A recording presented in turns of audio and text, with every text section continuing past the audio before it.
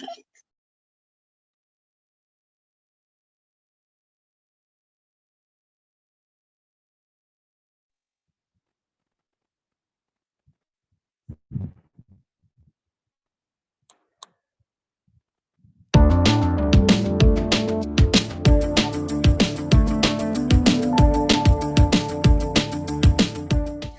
अगला क्वेश्चन है add on courses से जुड़ा हुआ।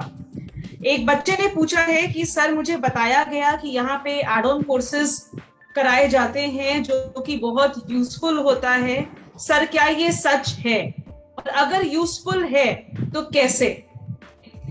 भाई आप एक चीज को समझिए कि आज बिहार में बीसीए के कोर्स में लगभग 50,000 बच्चे पढ़ाई कर रहे हैं और उसके अलावा बिहार से बाहर जाके भी पढ़ाई कर रहे हैं।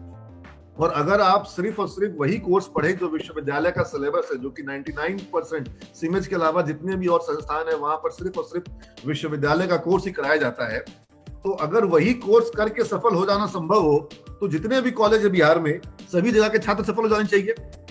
अव्वल तो वही बच्चा सफल होगा जहां पर कॉलेज में पढ़ाई होगी और बच्चा पढ़ाई करेगा। जहां पे पढ़ाई नहीं होगी वहां के बच्चे के लिए सफलता पाना बहुत ही मुश्किल काम है। जहां पर कंपनी नहीं आएगी, जहां पे प्लेसमेंट नहीं होगा, वहां पर सफलता पाना बहुत मुश्किल काम है। तो पहला चीज तो आपको समझना है कि क्लासेस रेगुलर होनी चाहिए। फिर उन रेगुलर क्लासेस में क्लास में पढ़ाई कौन से विषय की हो रही है। अगर आपको विश्वविद्यालय के सिलेबस की मैं बात करूं तो जैसे बीसीए का कोर्स है, पाटलिपुत्र विश्वविद्यालय के सिलेबस में पेपर है फॉक्सप्रो का। अब फॉक्सप्रो डेटाबेस है 20 साल पुरानी और ये पिछले 20 सालों से प्रयोग में नहीं आ रहा है।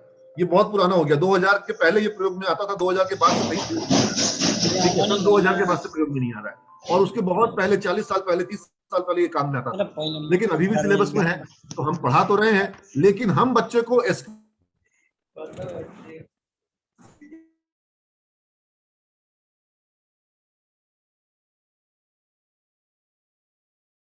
मिलता है। तो जो एड ऑन कोर्सेज हैं वो विश्वविद्यालय के सिलेबस और हमारे सिलेबस का अंतर है, और यही अंतर होता है कि हमारे बच्चों को प्लेसमेंट मिल पाता है। और अगर कोई छात्र ऐसा है जिसको कि सिर्फ विश्वविद्यालय का कोर्स करना है तो उसके लिए पूरे बिहार में ढेरों कॉलेज होंगे, कहीं जाकर एडमिशन करा ले, डिग्री जिसको लेना है। मैं बिल्कुल साफ साफ कह रहा हूं, जिसको डिग्री हासिल करनी है वो छात्र सीमेज में ना आए, क्योंकि डिग्री उसको और गया में, मुजफ्फरपुर में, कहीं पर भी, भागलपुर में, पूर्णिया में, कहीं भी उसको डिग्री मिल जाएगी। जिसको डिग्री लेना है डिग्री लेकर चिपका ले अपने शरीर माथे पर कि डिग्री मिल गया, मैं बीसीए हूं। लेकिन जिसको ज्ञान हासिल करना है और जिसको अपडेटेड ज्ञान हासिल करना है, सिर्फ वही छात्र सीमेज संस्थान में आए जिसको की नॉलेज लेना हो, जिसको की अपडेटेड नॉलेज लेना हो। और एड ऑन प्रोग्राम जो है वो बहुत जरूरी है, और एड ऑन इसलिए है क्योंकि विश्वविद्यालय के सिलेबस और ये हम नहीं कर सकते। पीछे एक शिक्षा मंत्री थे, आज भी सरकार में मंत्री हैं, और हमारे यहाँ कार्यक्रम में आए, बच्चों का ऐप्स देखा और ऐप देख करके बहुत खुश हुए, बहुत पसंद हुए। शराबबंदी के ऊपर में ऐप था, और ड्राइविंग लाइसेंस बनाने के ऊपर में ऐप था, फार्मर्स का ट्रैक्टर का ओला ऐप था। हमारे बच्चों ने बनाया कि जो ट्रैक्टर्स और फार्म इक्विपमेंट्स को ओला की तरह वो भाड़े पे ले सकते हैं, लगा सकते हैं। बहुत सारे ऐप थे, बच्चों ने दिखाए, उसका पूरा वीडियो भी होगा। तो उस प्रोग्राम में उन्होंने बच्चों को कहा कि तुम लोग को हम सजेस्ट करते हैं कि तुम लोग जो ये ऐप बनाए हो इसको हर कुछ दिन पे अपडेट करो, तब तुम्हारा ये ऐप जो है ये अच्छा रहेगा, हमेशा अपडेट करना होगा। जब मेरी बारी आई तो मैंने बहुत आदरपूर्वक मंत्री महोदय से कहा, बहुत अच्छे मंत्री हैं सरकार में, कि माननीय मंत्री महोदय आपने कहा बच्चों को कि ऐप को अपडेट करिए। आपकी बात को मैं बिल्कुल 100% जो है वो आपकी बात से सहमत हूं, और छात्रों को कहूंगा कि ऐप को अपडेट करिए। लेकिन माननीय शिक्षा मंत्री, मैं आपसे यह भी कहूंगा कि हमारे विश्वविद्यालय का बिहार का सिलेबस जो है 1996 में बना था, और 1996 का जो सिलेबस वो बच्चा पढ़ रहा है जो वो पैदा भी नहीं हुआ था। क्या आयुष कुमार और अंश कुमार और सौरभ कुमार तुम लोग 1996 में क्या साल के थे? तो जब जो बच्चा 1996 में पैदा नहीं हुआ था वो सिलेबस कंप्यूटर साइंस का बच्चा पढ़ेगा तो ये दुर्भाग्य है बिहार का। तो मैंने उसी मंच पे कहा था कि आप सिलेबस को चेंज करिए। मंत्री महोदय झेप गए, उन्होंने कहा कि भाई बिल्कुल धीरज जी की बात से सहमत हैं, आप लेटेस्ट सिलेबस दीजिए। मैंने लेटेस्ट सिलेबस सबमिट किया, शिक्षा मंत्री को दिया और विश्वविद्यालय के वाइस चांसलर को दिया। आज तक कोई कार्रवाई नहीं हुई है, आज तक कोई कार्रवाई नहीं हुई है। और जो उच्च शिक्षा में बिहार का हालत है, इससे मैं बहुत दुखी रहता हूं। लेकिन मैं दुखी होकर घर बैठ जाऊं और बच्चों को उनके हाल पे छोड़ दूं, ये मेरा तरीका नहीं है। इसलिए जो चीजें बच्चों के लिए जरूरी है उन चीजों को हम अलग से करवाएंगे, और सिर्फ वही छात्र मेरे पास आए जो ये सब कुछ सीखने को तैयार हो। जिसको लगता है कि डिग्री लेकर के वो हीरो बन जाएगा, उसको बहुत सारे दूसरे कॉलेज हैं साफ साफ मना कर रहे हैं। सिर्फ सिलेबस का पढ़ाई करना है तो आप जहां जिस विश्वविद्यालय जिस कॉलेज में जाना है वहां जाइए, लेकिन हम चूंकि अभी विश्वविद्यालय का स्टेटस हमारा नहीं है, तो हम जो पाटलिपुत्र विश्वविद्यालय है, आर्यभट्ट ज्ञान विश्वविद्यालय है, उनके तहत हम पढ़ाते हैं, उनका सिलेबस फॉलो करते हैं। लेकिन साथ में जो अतिरिक्त चीजें हैं उसको पढ़ने के लिए आपको समय देना होगा, मेहनत करनी होगी। और सिर्फ और सिर्फ जो एड ऑन जो जो जो इंडस्ट्री की डिमांड है सिर्फ उसको हम पूरा नहीं कर रहे हैं। कैट मैट बैंक पीओ की कोचिंग करवा रहे हैं। क्यों करवा रहे हैं? ताकि आपको आगे का जो करियर है वो बन सके। आपको एमसीए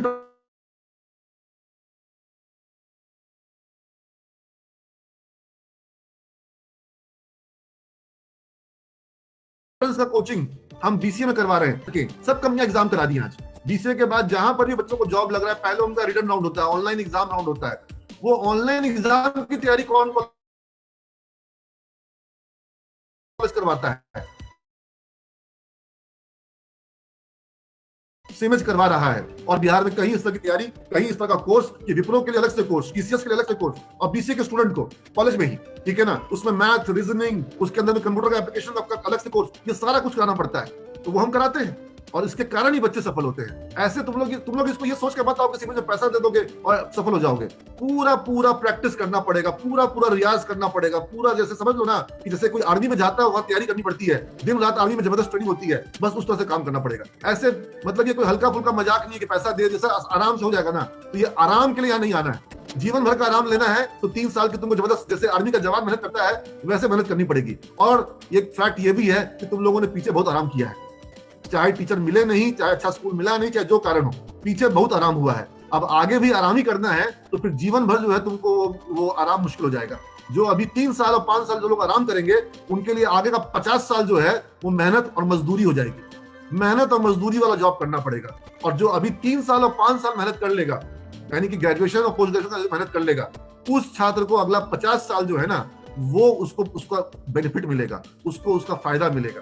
समझ रहे मेरी बात को? तो ये चीज को समझ नहीं पाते छात्र। अभी पैसा माँ बाप दे रहे हैं, खाना पीना, कपड़ा, मोबाइल, जीन्स माँ बाप खर्चा कर रहे हैं, तो आराम करना सहज है। लेकिन क्या आगे 10 साल तक यही होगा? माँ बाप खर्चा करते रहेंगे। और जो लड़कियां देख रही हैं, अगर आज करियर नहीं बनाया तो दहेज में खर्चा होगा, और अगर आज करियर बना लिया तो दहेज नहीं लगेगा, और वो लड़का मिलेगा, वो परिवार मिलेगा जो तुमको तुम्हारे करियर के लिए वैल्यू देगा, जो तुमको तुम्हारे नॉलेज के लिए वैल्यू देगा, और उस परिवार में तुम्हारी प्रतिष्ठा होगी, इज्जत होगी, बराबर की होगी। और नहीं तो फिर घर का काम करो, ये करो, वो करो, और घर में जो तुम हो पति की सेवा करो। पति की सेवा करना और घर का काम करना बुरा काम नहीं है, लेकिन अगर तुम्हारे में क्षमता है कि तुम बराबर से अपने ज्ञान के बल पर कमा सको, तो तुमको वो काम करना चाहिए।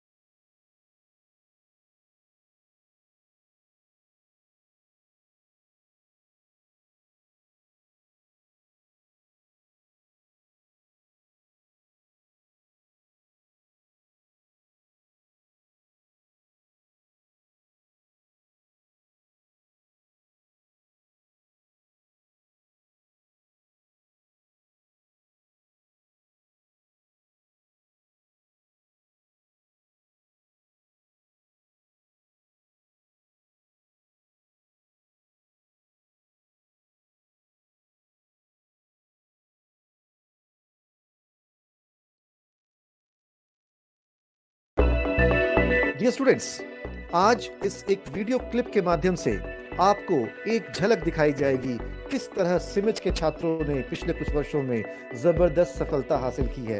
किस तरह से सिमिज से बीसीए करके, बीबीए करके, बीबीएम करके, बीएससीआईटी करके, पीजीडीएम प्रोग्राम करके, बीकॉम के कोर्स करके आज सिमिज के स्टूडेंट जो हैं वो भारत की बड़ी बड़ी कंपनियों में, बड़े बड़े बैंकों में, सॉफ्टवेयर कंपनियों में, वेबसाइट कंपनियों में, मल्टीनेशनल कंपनियों में, एफएमसीजी कंपनियों में, वो और तो और भारत के बाहर जैसे कि सिंगापुर में, दुबई में, साउथ अफ्रीका में, आज इन सारे देशों में, बैंगलोर में, पुणे में, हैदराबाद में, चेन्नई में, कोयम्बटूर में, भुवनेश्वर में, कोलकाता में, नोएडा में, ये गुड़गांव में, इन सारे शहरों में, इंदौर में, जयपुर में आज सिमिज के स्टूडेंट, और पटना में, इन सारे शहरों में सिमिज के स्टूडेंट जो है वो बड़ी संख्या में मल्टीनेशनल कंपनियों में है। तो ये ग्लिम्स आप देख रहे हैं, और इस ग्लिम्स के माध्यम से आपको ये हिम्मत मिल रही है, आपको ये प्रेरणा मिल रही है कि जब आपके जिले से, आपके बक्सर, छपरा, सिवान, मोतिहारी और पूर्णिया और जमुई डिस्ट्रिक्ट से बच्चे आकर के सिमिज में पढ़ करके, जब गया से, बिहार शरीफ से, समस्तीपुर से, बेगूसराय से, लखीसराय से, नालंदा से, नवादा से सिमिज स्टूडेंट सिमिज में आकर के, और वो स्टूडेंट जो हिंदी माध्यम के स्कूलों से पढ़े थे, वो स्टूडेंट जो ग्रामीण परिवेश के विद्यालयों में पढ़े थे, सरकारी स्कूलों में पढ़े थे, आज उन स्टूडेंट्स को जब लाखों रुपए का 4 लाख, 6 लाख, 3 लाख, 3.5 लाख, आईसीआईसीआई बैंक में 700 से ऊपर छात्रों को 3,47,000 का पैकेज मिला, और आप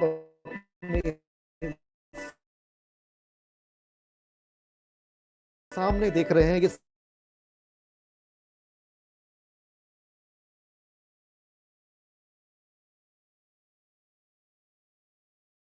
ये रियल स्टूडेंट्स हैं, रियल प्लेसमेंट्स हैं। आप फेसबुक पे उनकी प्रोफाइल को देख रहे हैं, उनके द्वारा किए जो कॉलेज में इंटरव्यू ले रहे हैं, कॉलेज के कैंपस इंटरव्यू की तस्वीरों को देख रहे हैं, और उन्हें ऑफर मिल जाए। और यही कारण है कि चाहे विप्रो हो, चाहे टाटा कंसल्टेंसी सर्विसेज हो, चाहे इंफोसिस हो, अभी दरभंगा का एक छात्र जो सहरसा के पहले एक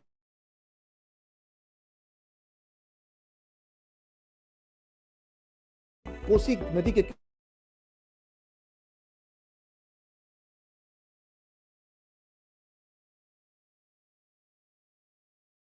होगा हर जगह से हमारे यहाँ, और यही हमारा काम है। इसी काम को करके हमें खुशी मिलती है। हमारा मकसद ही यही है कि कैसे हम अपने छात्रों को करियर के उस मुकाम तक पहुंचाएं जहां से ना सिर्फ उनके करियर की शुरुआत हो। आज हमारे सिमिज से जो बच्चों को आईसीआईसीआई बैंक में हैदराबाद में पोस्ट मिली, उनमें से काफी बच्चे आज एचडीएफसी बैंक में जा चुके हैं।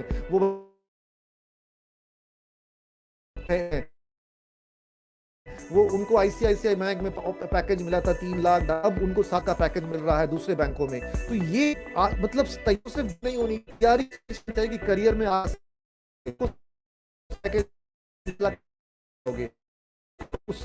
ना होगा के रूप में इंडस्ट्री में एक आप कैसे बनाओगे।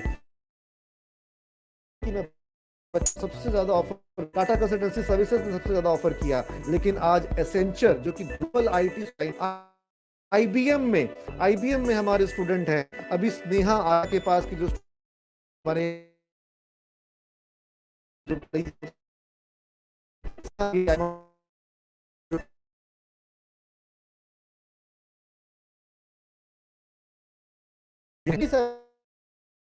मैं सबका नाम भी नहीं ले सकता हूँ। देख रहे हैं किस स्टूडेंट जो हैं वो अलग अलग कंपनियों में, अलग अलग प्रोफाइल में, अलग अलग शहरों में वो अपने करियर में कामयाब हो रहे हैं। और ना सिर्फ वो कामयाब हो रहे हैं बल्कि उनके माध्यम से उनके घर परिवार की स्थिति में सुधार हो रहा है। कोई अपने माँ बाप के कमरे में एयर कंडीशनर लगाने आ रहा है, कोई अपने 1 तल्ले के मकान में ऊपर 1 तल्ला और बनवा रहा है, किसी बैंगलोर में फ्लैट बुक किया है, कोई गाड़ी ईएमआई पे ले रहा है। ये एम्पावरमेंट है। जब बच्चे फ्लाइट में अपनी तस्वीरें वहां से सेल्फी पोस्ट कर कुछ समझ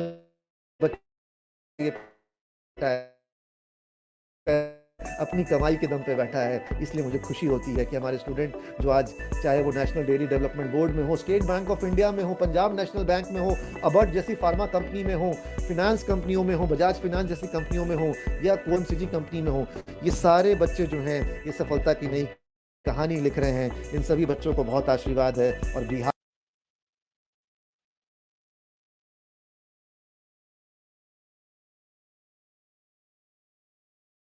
अगर आगे बढ़ेगा तो बिहार आएगा इस तरह के नौजवानों की हिम्मत के बल पर, उनके टैलेंट के बल पर। और सिमिज में हमारा यही प्रयास है, कैसे बच्चों के सपनों को पंख दें, कैसे उन्हें नई उड़ान दें। और मुझे देखकर के आपको समझ में आया होगा कि किस तरीके से आप भी अपने करियर में अपनी एक नई पहचान बना सकते हैं और अपने परिवार के लिए आप अपने परिवार के लिए वो सारे सपने पूरे कर सकते हैं, वो आकांक्षाएं पूरे कर सकते हैं जो आपके माता पिता आपसे संजो के रखते हैं, जो आपसे उम्मीद बांध के रखते हैं, और जो पीछे आपने तैयारी में कमी करी हो उसको आप भूल जाएं।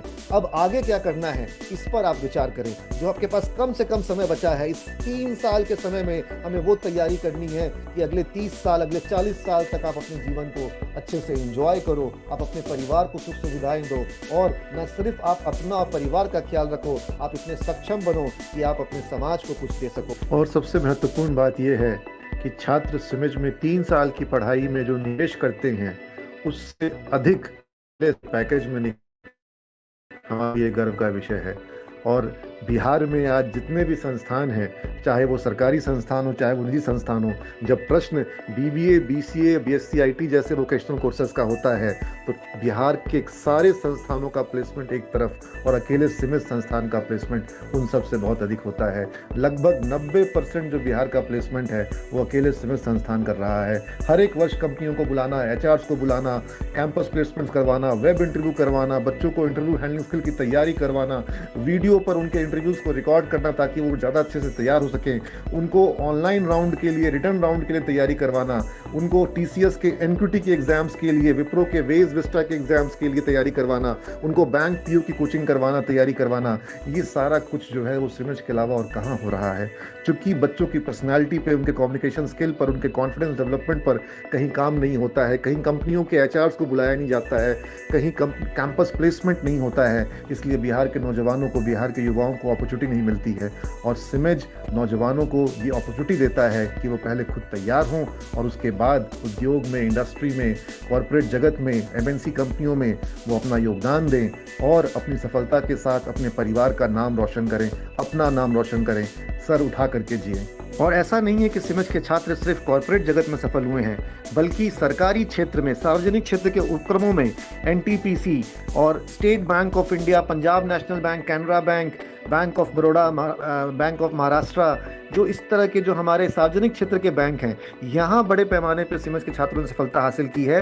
पटना के सेक्रेटेरिएट में, पटना हाई कोर्ट में, इनकम टैक्स डिपार्टमेंट में, कस्टम्स डिपार्टमेंट में, और उसके अलावा सीआरपीएफ जैसे और एयरपोर्ट जैसे संस्थानों में, इन सभी जो सरकारी संस्थान के, जो सार्वजनिक क्षेत्र के संस्थान हैं, यहाँ पर सिमज के कई छात्रों को ग्रामीण विकास विभाग में, शिक्षा विभाग में, इस तरह के सरकारी विभागों में सिमज के छात्रों को बड़े पैमाने पर अवसर मिला। और ये हमारे लिए, हमारे छात्रों को बीपीएससी में सफलता प्राप्त हुई।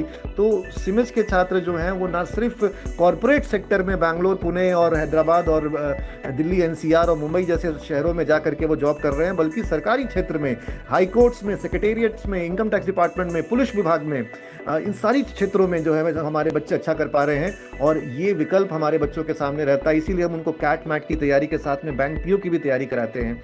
इसीलिए हम बच्चों को जो उनका रीजनिंग कैसे स्ट्रांग हो, उनका मैथ्स कैसे स्ट्रांग हो, उनका इंग्लिश का जो कॉम्पिटिटिव इंग्लिश का जो तैयारी है वो कैसे ज़्यादा अच्छा हो, ताकि वो बैंक पीओ और अदर कॉम्पिटिटिव एग्जाम में अच्छा कर सके, ये सारी चीज़ों पे हम ध्यान देते हैं। और यही कारण है कि जो हमारा प्लेसमेंट जो है, क्योंकि हमारा ये मानना है कि पढ़ाई जो है उसका जो अल्टीमेट, जो अभी जो बच्चे का जो गोल है वो करियर की साथ बिल्कुल होनी, तक उसको करियर की शुरुआत नहीं होगी, वो अपने परिवार में एक अर्निंग मेंबर नहीं बनेगा, वो समाज का भला नहीं कर सकता है। शिक्षा के साथ उसको एक आय प्राप्त करने का साधन उसके पास होना बहुत ज़रूरी है। और इसलिए चाहे नॉलेज के साथ, चाहे स्किल के साथ, चाहे करेक्ट एप्टीट्यूड डेवलपमेंट के साथ, चाहे माइंडसेट डेवलपमेंट के साथ, और चाहे कम्युनिकेशन स्किल जैसे जो जरूरी स्किल्स है, कम्युनिकेशन स्किल, मैनेजरियल स्किल्स और टेक्निकल स्किल्स, इन सारी चीज़ों के साथ हमें बच्चों को तैयार करना होता है कि वो गवर्नमेंट सेक्टर में और प्राइवेट सेक्टर में, वो जिस क्षेत्र में चाहें, वो जिस शहर में चाहें, वो जब जहाँ रहें वो वहाँ अच्छे से जॉब करें, आत्मनिर्भर बन के रहें, आत्मविश्वास के साथ रहें, वो कहीं भी कमज़ोर महसूस ना करें। इन्हीं शुभकामनाओं के साथ आप सभी को बहुत आशीर्वाद, अपने करियर में आप अच्छा करें, आप सबको बहुत आशीर्वाद। धन्यवाद।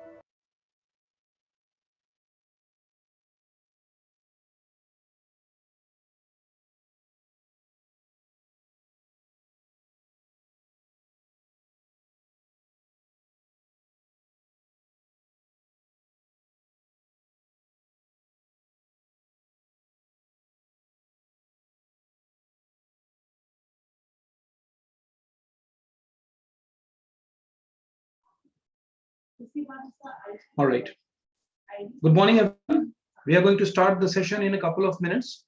And there are a few things which I would like to remind you about this particular webinar.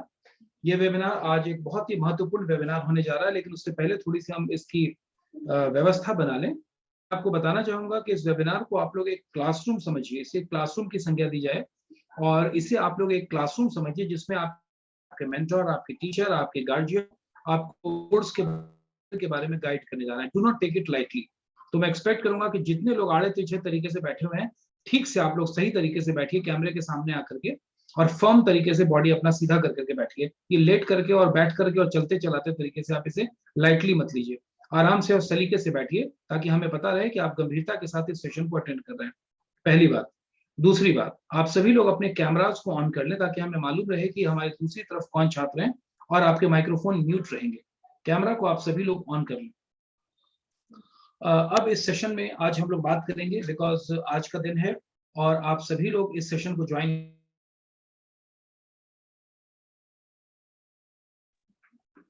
इसका मतलब कि आप सभी छात्र करियर को लेकर के काफी इंटरेस्टेड हैं, क्योंकि आज का जो सेशन है वो आपके करियर से रिलेटेड होने जा रहा है। किस तरीके से करियर में इंटरमीडिएट के बाद किन कोर्सेज का चुनाव करें, या ग्रेजुएशन के बाद कौन सी दशा, कौन से विषय को लें, किस तरीके से अपनी पढ़ाई करें, ये विषय आज हम बात करेंगे। किस तरीके से कोर्सेज का चुनाव होना चाहिए, कौन से कोर्स बढ़िया है, क्या कोई एक कोर्स सभी लोगों के लिए बढ़िया है, या आपके लिए कुछ विशेष कोर्स हैं जो ज्यादा बेहतर हो सकते हैं, जिनमें आप अच्छा परफॉर्म कर सकते हैं। क्या कोई ऐसा भी कोर्स है जिसमें किसी आपके बड़े भाई ने उस कोर्स को अडॉप्ट किया और वो सफल नहीं हुए, तो आप भी उसमें असफल ही हो जाएंगे, क्या ये निश्चित है या ये नहीं है?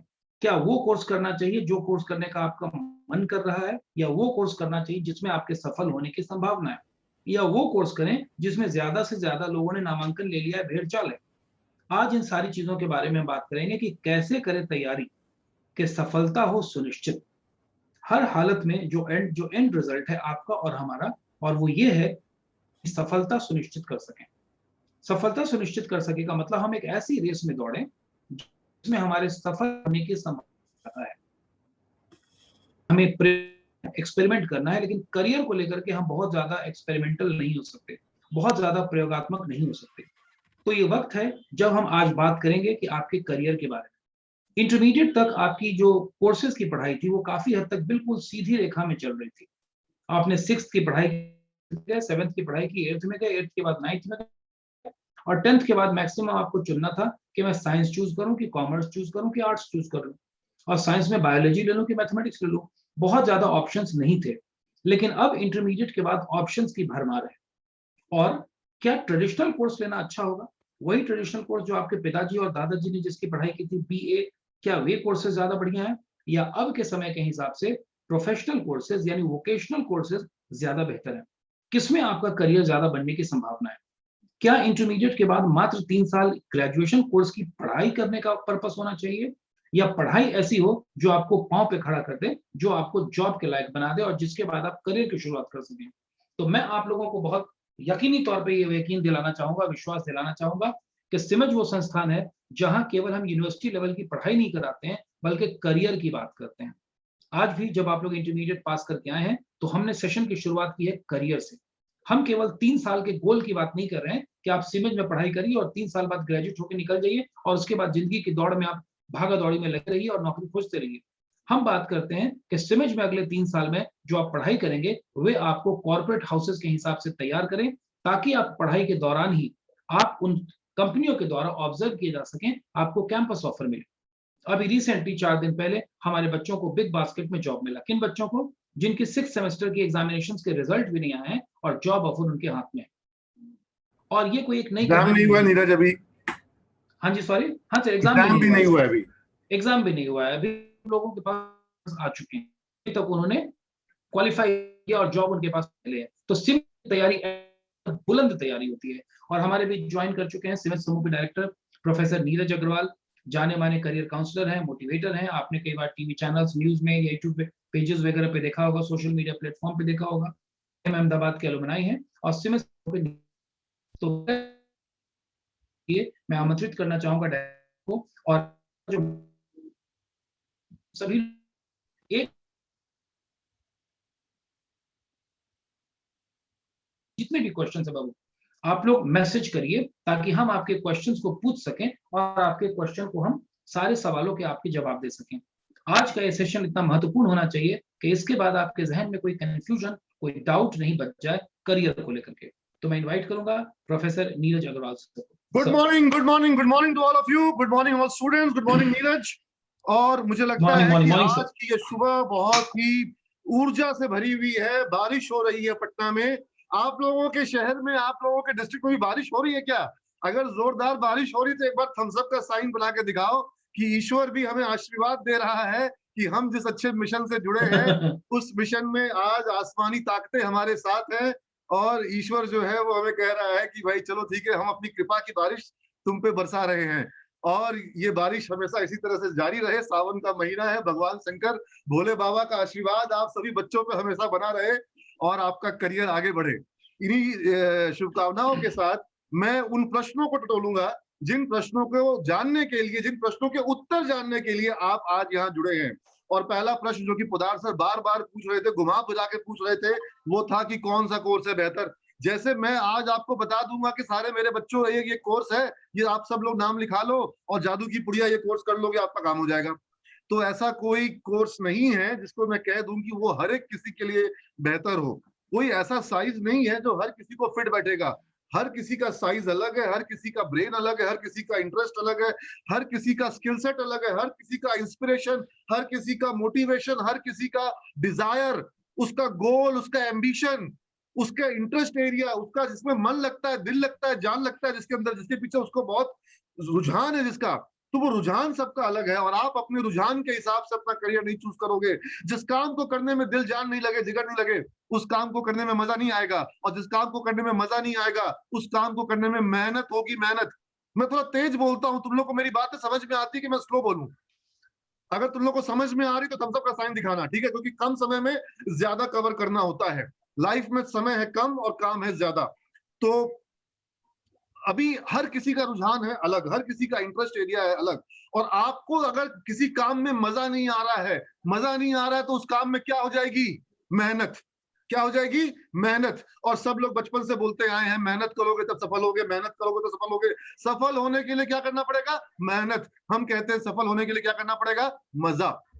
जिस काम में मजा आएगा उसी में सफल होगे। मेहनत करके सफल नहीं हो सकते हो, मेहनत करके मजदूर बन सकते हो। या सुनो, अगर मेरी बात सही समझ में आ रही तो तब तो का साइन दिखाओ, मुझे लगेगा मेरी बात तो पहुंच रही है, ठीक है ना? अगर मजा आएगा तो सफलता मिलेगी। मेहनत कर करके तुमको नींद आ जाएगी, मैं बता रहा हूं। जब सब्जेक्ट में मेहनत होती है, जब सब्जेक्ट में टॉपिक में मेहनत होती है, बच्चे को नींद आ जाती है। सुनो, जब मेहनत होती है तो नींद आती है, तब चाय पीने का मन करता है, ठीक है? और जब मजा आ रहा होता है तो नींद भाग जाती है। जब मजा आ रहा होता है तो नींद भाग जाती है। तो सब्जेक्ट वो चुनो, टॉपिक वो चुनो, पढ़ाई वो चुनो जिसमें मजा आ जाए। किसी को कंप्यूटर में मजा है, प्रोग्रामिंग में मजा है, ऐप डेवलपमेंट में मजा है, वेबसाइट बनाने में मजा है, रोबोटिक्स में मजा है, तो फिर वही करो ना जिसमें मजा है। अगर मजा नहीं है, अब कोई बोल रहा है कि नर्सिंग का कोर्स करना है, लेकिन उसको नर्सिंग के कोर्स में बिल्कुल भी सेवा करने में इंटरेस्ट नहीं हो। अच्छा काम है, बहुत जरूरी काम है, और आज कोविड काल में हमको नर्सेस की बहुत जरूरत है। लेकिन अगर किसी को सेवा करने का, मरीजों की सेवा करने का अंदर से इंटरेस्ट नहीं है, किसी बूढ़े मरीज को हो सकता है बिस्तर पे ही सारा काम कराना पड़े, उसको इंटरेस्ट अंदर से नहीं है, ठीक है ना? कोई बोल रहा है कि मैं फार्मेसी का कोर्स करूंगा, लेकिन उसको दवाइयों के नाम तक याद नहीं रहते, तो फिर वो फार्मेसी के कोर्स में मेहनत करके सफल हो पाएगा क्या? आपको जिस चीज में मन लगे, जिसको दवाइयों के मन लगता है, दवाइयों की दुनिया में, वो फार्मेसी में जाए, बिल्कुल जाना ही चाहिए। लेकिन जिसको मन नहीं लगता हो, जिसको मजा नहीं आता हो, उसको वो काम बिल्कुल नहीं। अगर आपको मैथ्स में मन नहीं लगता है, मैथमेटिक्स में बिल्कुल डर लगता है, तो प्रोग्रामिंग आपके लिए नहीं है। मैं बता रहा हूं, क्योंकि मैं प्रोग्रामिंग पढ़ाता हूं, हमारे यहाँ पर प्रोग्रामिंग पढ़ाई जाती है। प्रोग्रामिंग लॉजिकल है। अगर आपको लॉजिक्स में बिल्कुल इंटरेस्ट नहीं है तो हो सकता है कि आप प्रोग्रामिंग में अच्छा नहीं कर पाओगे। लेकिन अगर आपको बिजनेस में इंटरेस्ट है, अगर आपको व्यापार की दुनिया में, बिजनेस में, बैंकिंग में अगर आपका इंटरेस्ट है, तो हो सकता है कि बीबीए आपके लिए बहुत अच्छा कोर्स हो, बीबीएम बहुत अच्छा कोर्स हो आपके लिए। You getting my point? तो अपने इंटरेस्ट के हिसाब से करियर होना चाहिए। करियर वही जो आपको इंटरेस्ट हो, दुल्हन वही जो पिया मन भाई। तो इसलिए आपको वही कोर्स करना है जो आपको इंटरेस्ट में हो, है ना? तो कोर्स आपने ऐसा चूज कर लिया जिसमें आपको इंटरेस्ट ही नहीं है, तो फिर आप करियर में पछताओगे, पछताओगे। मजा आएगा तो बिना मेहनत के सफल हो जाओगे, है ना? ज्यादा मेहनत कर पाओगे, डबल ट्रिपल मेहनत कर पाओगे, मजा आएगा तो। और अगर मजा नहीं आएगा तो आधे घंटे की पढ़ाई में नींद आ जाएगी। वो काम नहीं करना है। आई होप ये जो मैंने पहला, ये बात तुम लोग को पता थी, मैंने कोशिश करी अपने अंदाज में तुमको ये बात को रखने की, क्योंकि तुम लोग आज भी अपने इंटरेस्ट के हिसाब से कोर्स नहीं चूज करते हो। तुमको किसी मामा जी ने, चाचा जी ने बोल दिया, बड़े भैया ने बोल दिया, वो कोर्स कर लिए। जैसे लगता है कि गले में पट्टा बांधा हुआ, जिधर लेके जाएंगे उधर लेके जाओगे। अरे भाई, तुम्हारे गले में कोई पट्टा तो नहीं ना बांधा गया है कि तुमको जहां घिस के लेके जाया जाएगा तुम वही जाओगे। तुम अपने लाइफ का डिसीजन खुद लो, क्योंकि ये डिसीजन पर तुम्हारा अगला 50 साल का करियर डिपेंड करता है। सुनो, तुम्हारे इन 3 सालों के ऊपर में तुम्हारे अगले 50 साल का करियर डिपेंड करता है। और अगर ये 3 साल खराब हो जाएंगे तो 50 साल बढ़िया नहीं हो। उदाहरण सर, आपको जब भी मन आए, जब भी आपको लगे कि भाई मैं कोई पॉइंट मिस कर रहा हूं, आप मुझे बीच में बेहिचक इंटरप्ट करो, और मैं आपके नहीं मानूंगा। आप जितना इंटरप्ट करो, ठीक है, कोई उसमें बुराई नहीं है, और हो सकता है कि मैं भी आपको इंटरप्ट कर जाऊंगा बीच में। श्योर सर, कोई दिक्कत नहीं। Yes, I am waiting for interruption. Alright, fine. So मैं ये कहना चाह रहा हूँ कि अभी हमारे एक बच्चे ने फोन किया, मैसेज किया, और इस बच्चे का मैसेज है, मैं पढ़ना ही चाहूंगा क्योंकि ये बहुत इंपॉर्टेंट मैसेज है और कई बच्चों से जुड़ा हुआ है। हर्ष नाम है शायद बच्चे का, आधा नाम मुझे दिख रहा है। उसने लिखा है, I am completed 12th in 2020 after lockdown, my life is destroyed, I am confused about my life and career, help is needed. तो ये बच्चे का सवाल है कि इसने 2020 में कोर्स किया, और यही नहीं है, बहुत सारे ऐसे बच्चे हैं जो कोरोना को लेकर के जिन्होंने सोचा कि 1 साल का ईयर गैप ले लिया जाए। क्या ये एक अच्छी स्ट्रेटजी है कि 1 साल के बाद ही शुरू करेंगे, 1 साल पूरा आराम कर लिया जाए? इसका करियर पे कितना असर पड़ेगा, लाइफ में व्यक्ति कितना आगे जा पाएगा अच्छी तैयारी के साथ, या कितना पीछे हो जाएगा? मैं समझ गया आपके सवाल को, मैं नोट कर रहा हूं, मैं समझ गया आपके सवाल को, क्योंकि 2020 में आधे से ज्यादा बच्चों ने नामांकन नहीं करवाया कि 2020 में कोरोना है, निकल जाने दो। हर्ष कुमार इस बच्चे का नाम। कोरोना का दूसरा बाप आ गया, कोरोना का जो डेल्टा वर्जन आ गया, जिसको आज डेल्टा वर्जन कह रहे हैं, जिसको बेसिकली लोग इंडियन वायरस कहते थे, कि ये चाइनीज वायरस था 2020 में, और उसके बाद वो घूम फिर करके दुनिया से जब इंडिया में आया, तो फिर कोरोना की जब दूसरी वेव आई, तो दूसरी वेव में जो वायरस बना वो और भी खतरनाक हुआ। और जो दूसरी महामारी हमने झेली अभी मार्च से लेकर के इस साल, जो हमारा अभी तक वो चल ही रहा है। अभी भी समझ लीजिए कि भारत में लगभग कुछ हजार मामले प्रतिदिन आ रहे हैं। बिहार में आज का 60 मामला कल का था कोरोना के नए केसेस का। तो लेकिन जो तांडव, मौत का तांडव मचा, तो किसी ने कहा कि जीवन तो कई बच्चों का मैंने देखा है, मुझे मतलब भगवान से मैं दुआ करूंगा कि किसी को ऐसा बुरा दिन देखने को ना मिले। परिवार में माता पिता दोनों चले गए, तो ऐसा दुर्दिन भी देखने को मिला। और वो तो खैर, अगर किसी कोई बच्चा कह रहा है कि कोरोना के कारण बहुत नुकसान हुआ है, तो कोई बड़ा नुकसान नहीं हुआ बच्चे। अगर भगवान ने घर में सबको सलामत रखा है, तो इससे बड़ा कोई भगवान की नेमत नहीं है। भगवान को आप शुक्रिया अदा करिए।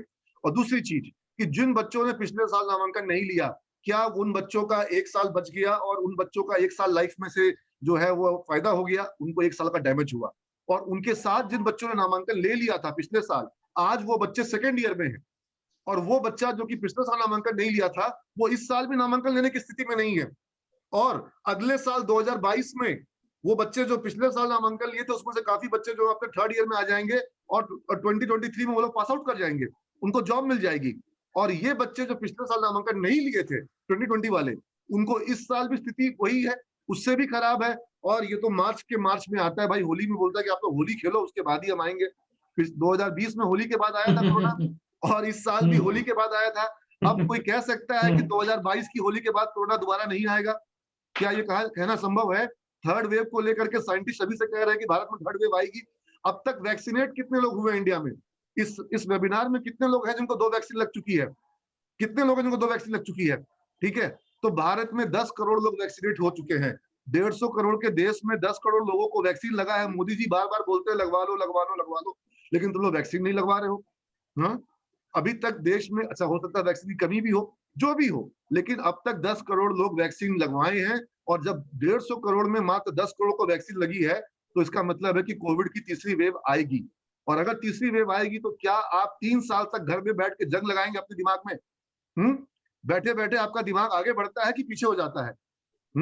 एक रेस चल रही है, ये रेस तो आगे बढ़ रही है। जो लोग पिछले साल नामांकन ले लिए, वो आपसे आगे हो गए, वो 2023 में पास आउट कर जाएंगे। और निश्चित मैं बता रहा हूँ, डंके की चोट में बता रहा हूँ यहाँ पर, कि हमारा सिमेज का स्टूडेंट 2023 में, उसको इस साल 2020 में भी प्लेसमेंट मिला, और 21 में भी, इस साल भी प्लेसमेंट हो रहा है, तो 2022 में 23 में प्लेसमेंट ज्यादा ही होगा, कम नहीं होगा, क्योंकि हम जिस सेक्टर में काम कर रहे हैं, हम सेक्टर में काम कर रहे हैं आईटी में, टेक्नोलॉजी में, बैंकिंग में।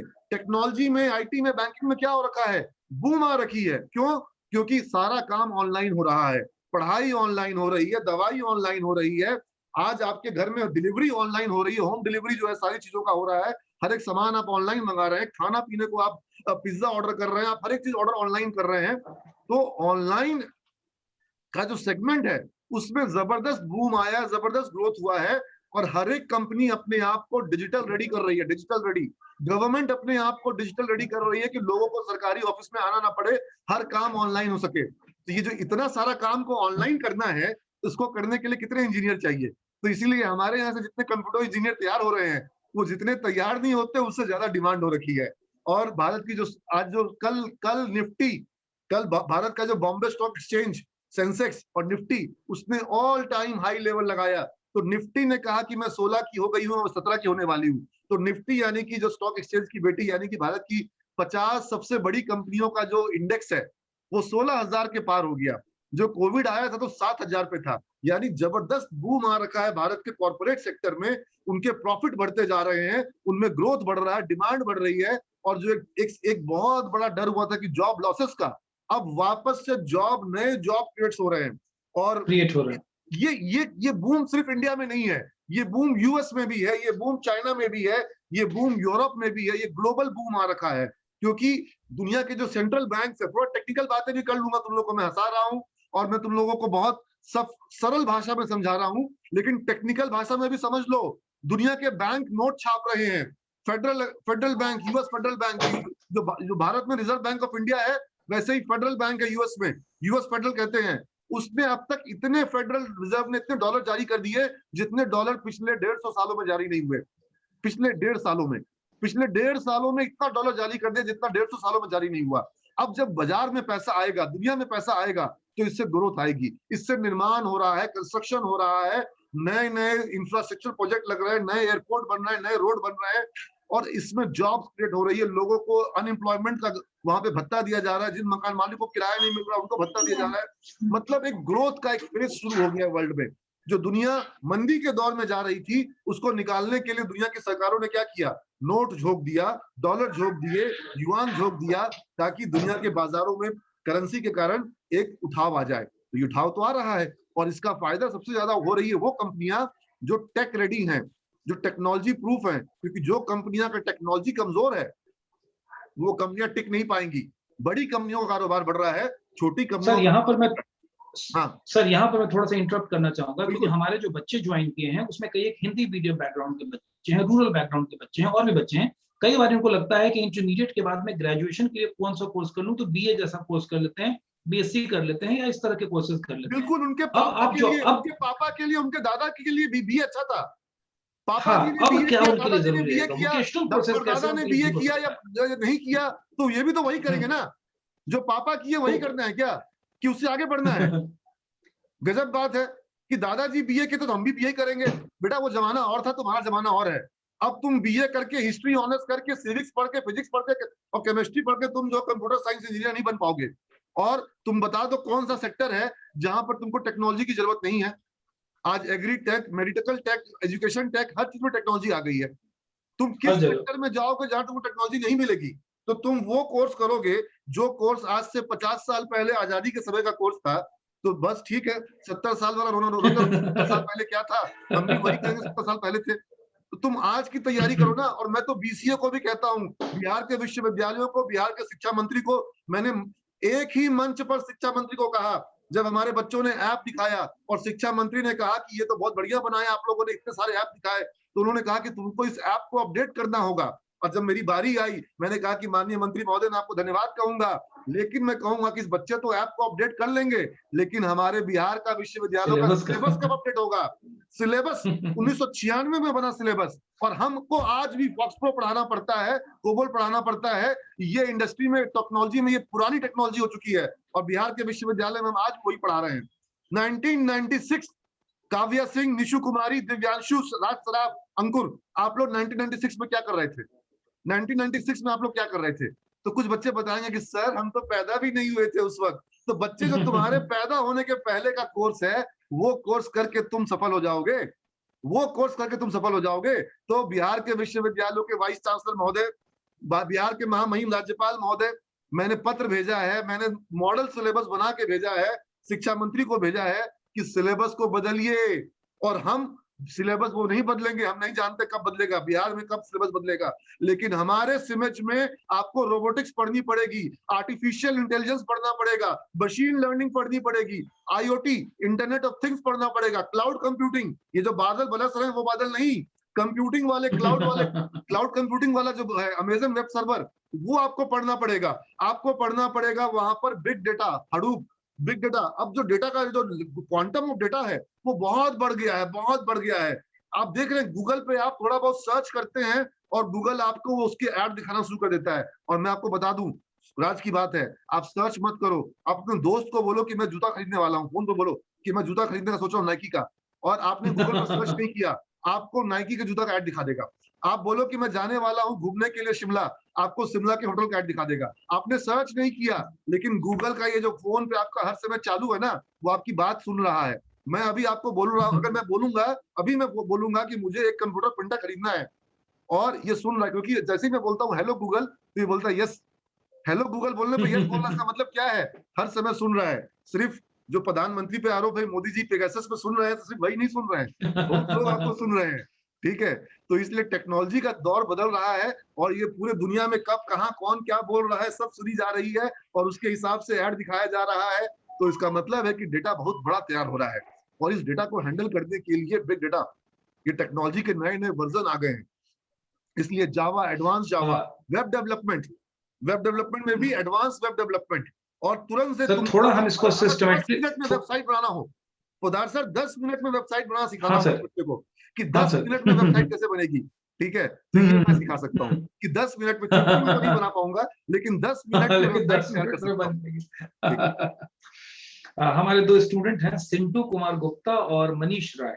इन दोनों का क्वेश्चन लगभग एक जैसा है। सर बीसीए में कौन सा सब्जेक्ट है और बीबीए, आई मीन इसके बारे में थोड़ा आइडिया दीजिए। तो इन लोगों को बीसीए और बीबीए कोर्स का कोई आइडिया नहीं है सर, कब करना है, कैसे करना है, थोड़ा डिटेल आइडिया मैं नहीं दूंगा आज यहाँ पर। ठीक है, तुम लोग खुद से खोजो। अच्छा, खुद से खोजो। अच्छा, बीबीए मैंने बता दिया कि बिजनेस के लिए है, और बिजनेस में जो कुछ भी चाहिए, बिजनेस के लिए तुमको बता देते सिर्फ एक चीज चाहिए, और वो कॉमन है, बिजनेस में भी और कंप्यूटर में भी, दोनों जगह कॉमन है वो चीज जो चाहिए, और हम सिर्फ वही एक चीज देते हैं। मैं जोर से बोल रहा हूँ क्या?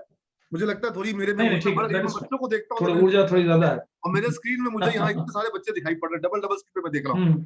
तो मैं सभी बच्चों को देख के बहुत उत्साहित हो जा रहा हूँ कि एक ही चीज चाहिए होती है, बच्चे जान लो, बिजनेस हो चाहे कंप्यूटर का वर्ल्ड हो, और मैं सिर्फ वही एक चीज देता हूँ। और कोई बच्चा बता सकता है मैसेज में, कोई बच्चा बता सकता है मैसेज में कि वो एक चीज क्या है जो हम देते हैं और जिसके बिना बिजनेस में आप फेल कर जाओगे, जिसके बिना आप बिजनेस हो चाहे कंप्यूटर हो चाहे प्रोग्रामिंग हो चाहे सॉफ्टवेयर हो, आप फेल कर जाओगे।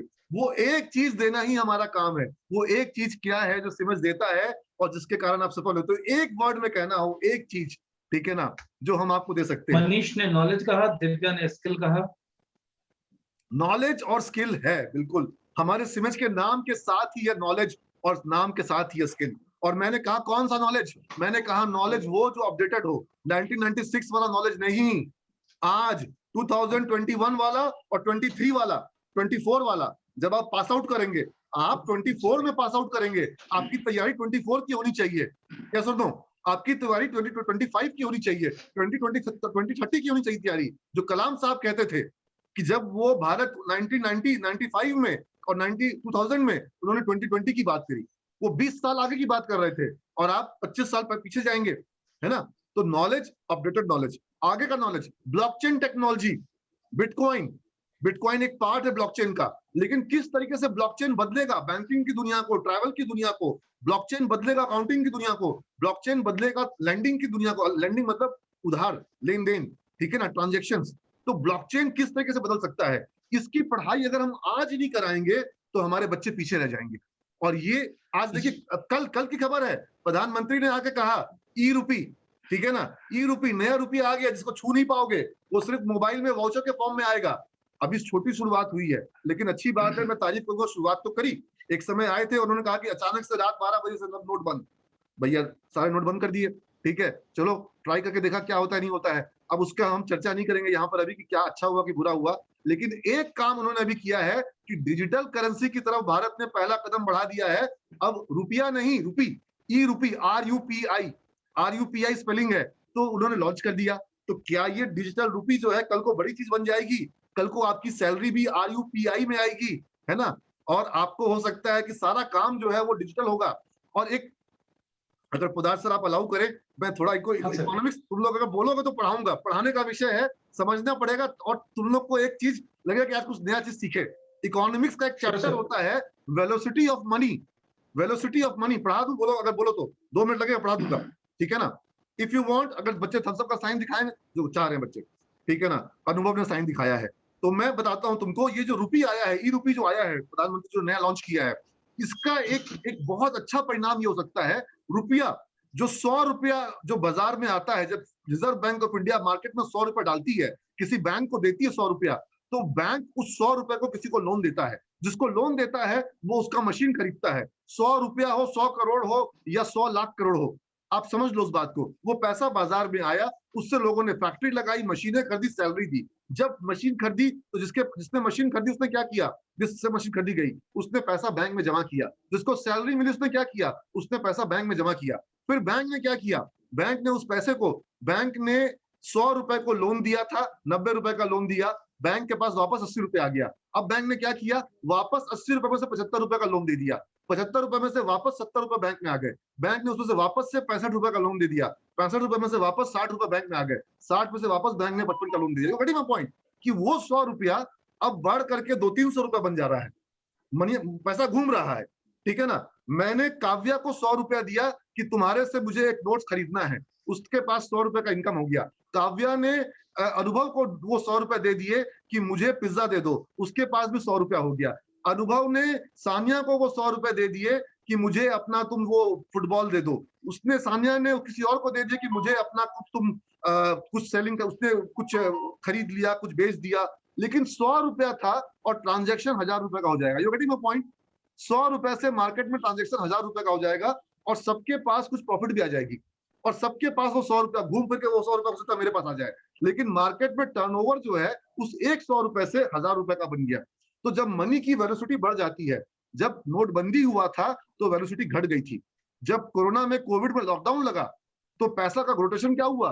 घट गया। लेकिन अब जब मनी का सर्कुलेशन बढ़ रहा है तो वेलोसिटी बढ़ रही है, और जब मनी मोबाइल पर डिजिटल हो जाएगा तो बैठे बैठे तुरंत से आपके मोबाइल में पैसा आया, तुरंत से भेज दिया किसी और को, तुरंत से भेज दिया किसी और को, यानी भेजने के लिए जाना भी नहीं पड़ेगा। तो मनी का वेलोसिटी क्या हो जाएगा? बढ़ जाएगा, तुरंत तुरंत रोटेट करेगा मनी, और लोगों के अकाउंट में पैसा आ गया, उन्होंने पैसा बैंक में जमा कर दिया, बैंक ने तुरंत से किसी को लोन दे दिया, यानी सबके खाते में पैसा पड़ा हुआ है अकाउंट में। जिसने जिसने बैंक में पैसा जमा किया सबके खाते में बैंक में पैसा पड़ा हुआ है, और बैंक ने जिसको जिसको लोन दिया सबके पास पैसा आ गया, उसने उस लोन से सबको सैलरी बांट दी, फिर लोगों के सैलरी में पैसा आया, लोगों ने पैसा बैंक में जमा किया। अब अगर 1000 लोगों के पास सैलरी आई, उनके खाते में पैसा जमा है, तो वही एक 100 रुपया कितने लोगों के खाते में जमा? 100 रुपया बोलने का मतलब 1000 रुपया, लाख रुपया, करोड़ रुपया, व्हाटएवर, ठीक है ना? बट उसकी वेलोसिटी बढ़ जाती है। तो ये मैं आपको बहुत शॉर्ट में समझा रहा हूँ, ये बहुत इंपॉर्टेंट टॉपिक है, मनी का वेलोसिटी, ठीक है? तो हम वापस अपने प्रश्न पे आते हैं। प्रश्न था मेरा कि वो एक चीज क्या है जो हम देते हैं सिमेज में? वो एक चीज है, वो सॉफ्टवेयर इंस्टॉल करना तुम्हारे दिमाग में, वो बिजनेस का सॉफ्टवेयर, वो कंप्यूटर का सॉफ्टवेयर जो तुम्हारे ब्रेन में इंस्टॉल करना होगा। तुम्हारा दिमाग भी अपने आप में कंप्यूटर है, और हमारा काम क्या है? हमारा काम है तुम्हारे दिमाग में वो सॉफ्टवेयर इंस्टॉल करना जो तुमको थिंकिंग पावर दें। बिजनेस में ग्रो करने के लिए क्या चाहिए? शार्प ब्रेन चाहिए, यस और नो? कंप्यूटर सॉफ्टवेयर में तुमको प्रॉब्लम सॉल्विंग करनी है। एक सॉफ्टवेयर इंजीनियर क्या करता है?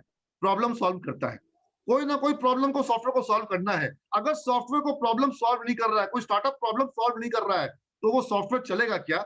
आप वो ऐप जो डाउनलोड करते हो, वो लड़की ऐप डाउनलोड करती है क्यों? क्योंकि उसको खूबसूरत दिखना है, सेल्फी लेना है तो स्माइली में उसको चेहरा सुंदर आना चाहिए, तो वो सॉफ्टवेयर ऐसा जिसको सुंदर बना देगा, मेरे सर पे बाल ला देगा।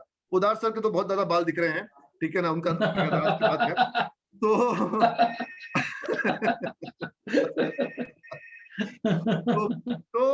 वो सॉल्यूशन है, वो सॉफ्टवेयर आपको सॉल्यूशन देगा, चाहे कोई भी सॉल्यूशन हो, चाहे किसी को हिंदी सब इंग्लिश समझ में नहीं आ रही, वो हिंदी में ट्रांसलेट कर दे रहा है, ठीक है ना?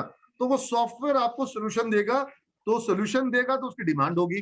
तो बिजनेस आपको सोल्यूशन देना चाहिए और आपके अंदर वो प्रॉब्लम सॉल्विंग एटीट्यूड। मैं एक लाइन हमेशा कहता हूं, either you are part of the problem, या तो आप समस्या के पार्ट हैं। अब आप लोग सब अपने घर में क्या है, समस्या है कि समाधान है?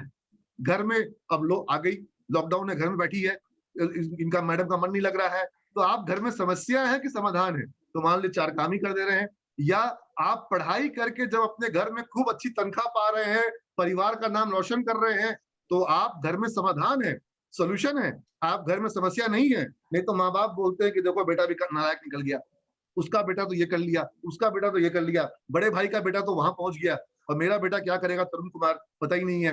तो कल को अगर तरुण कुमार कुछ नहीं कर पाया तो तरुण कुमार के माता पिता आपस में बात करेंगे, गलती से अगर ये सुन लेगा उसको बहुत बुरा लगेगा।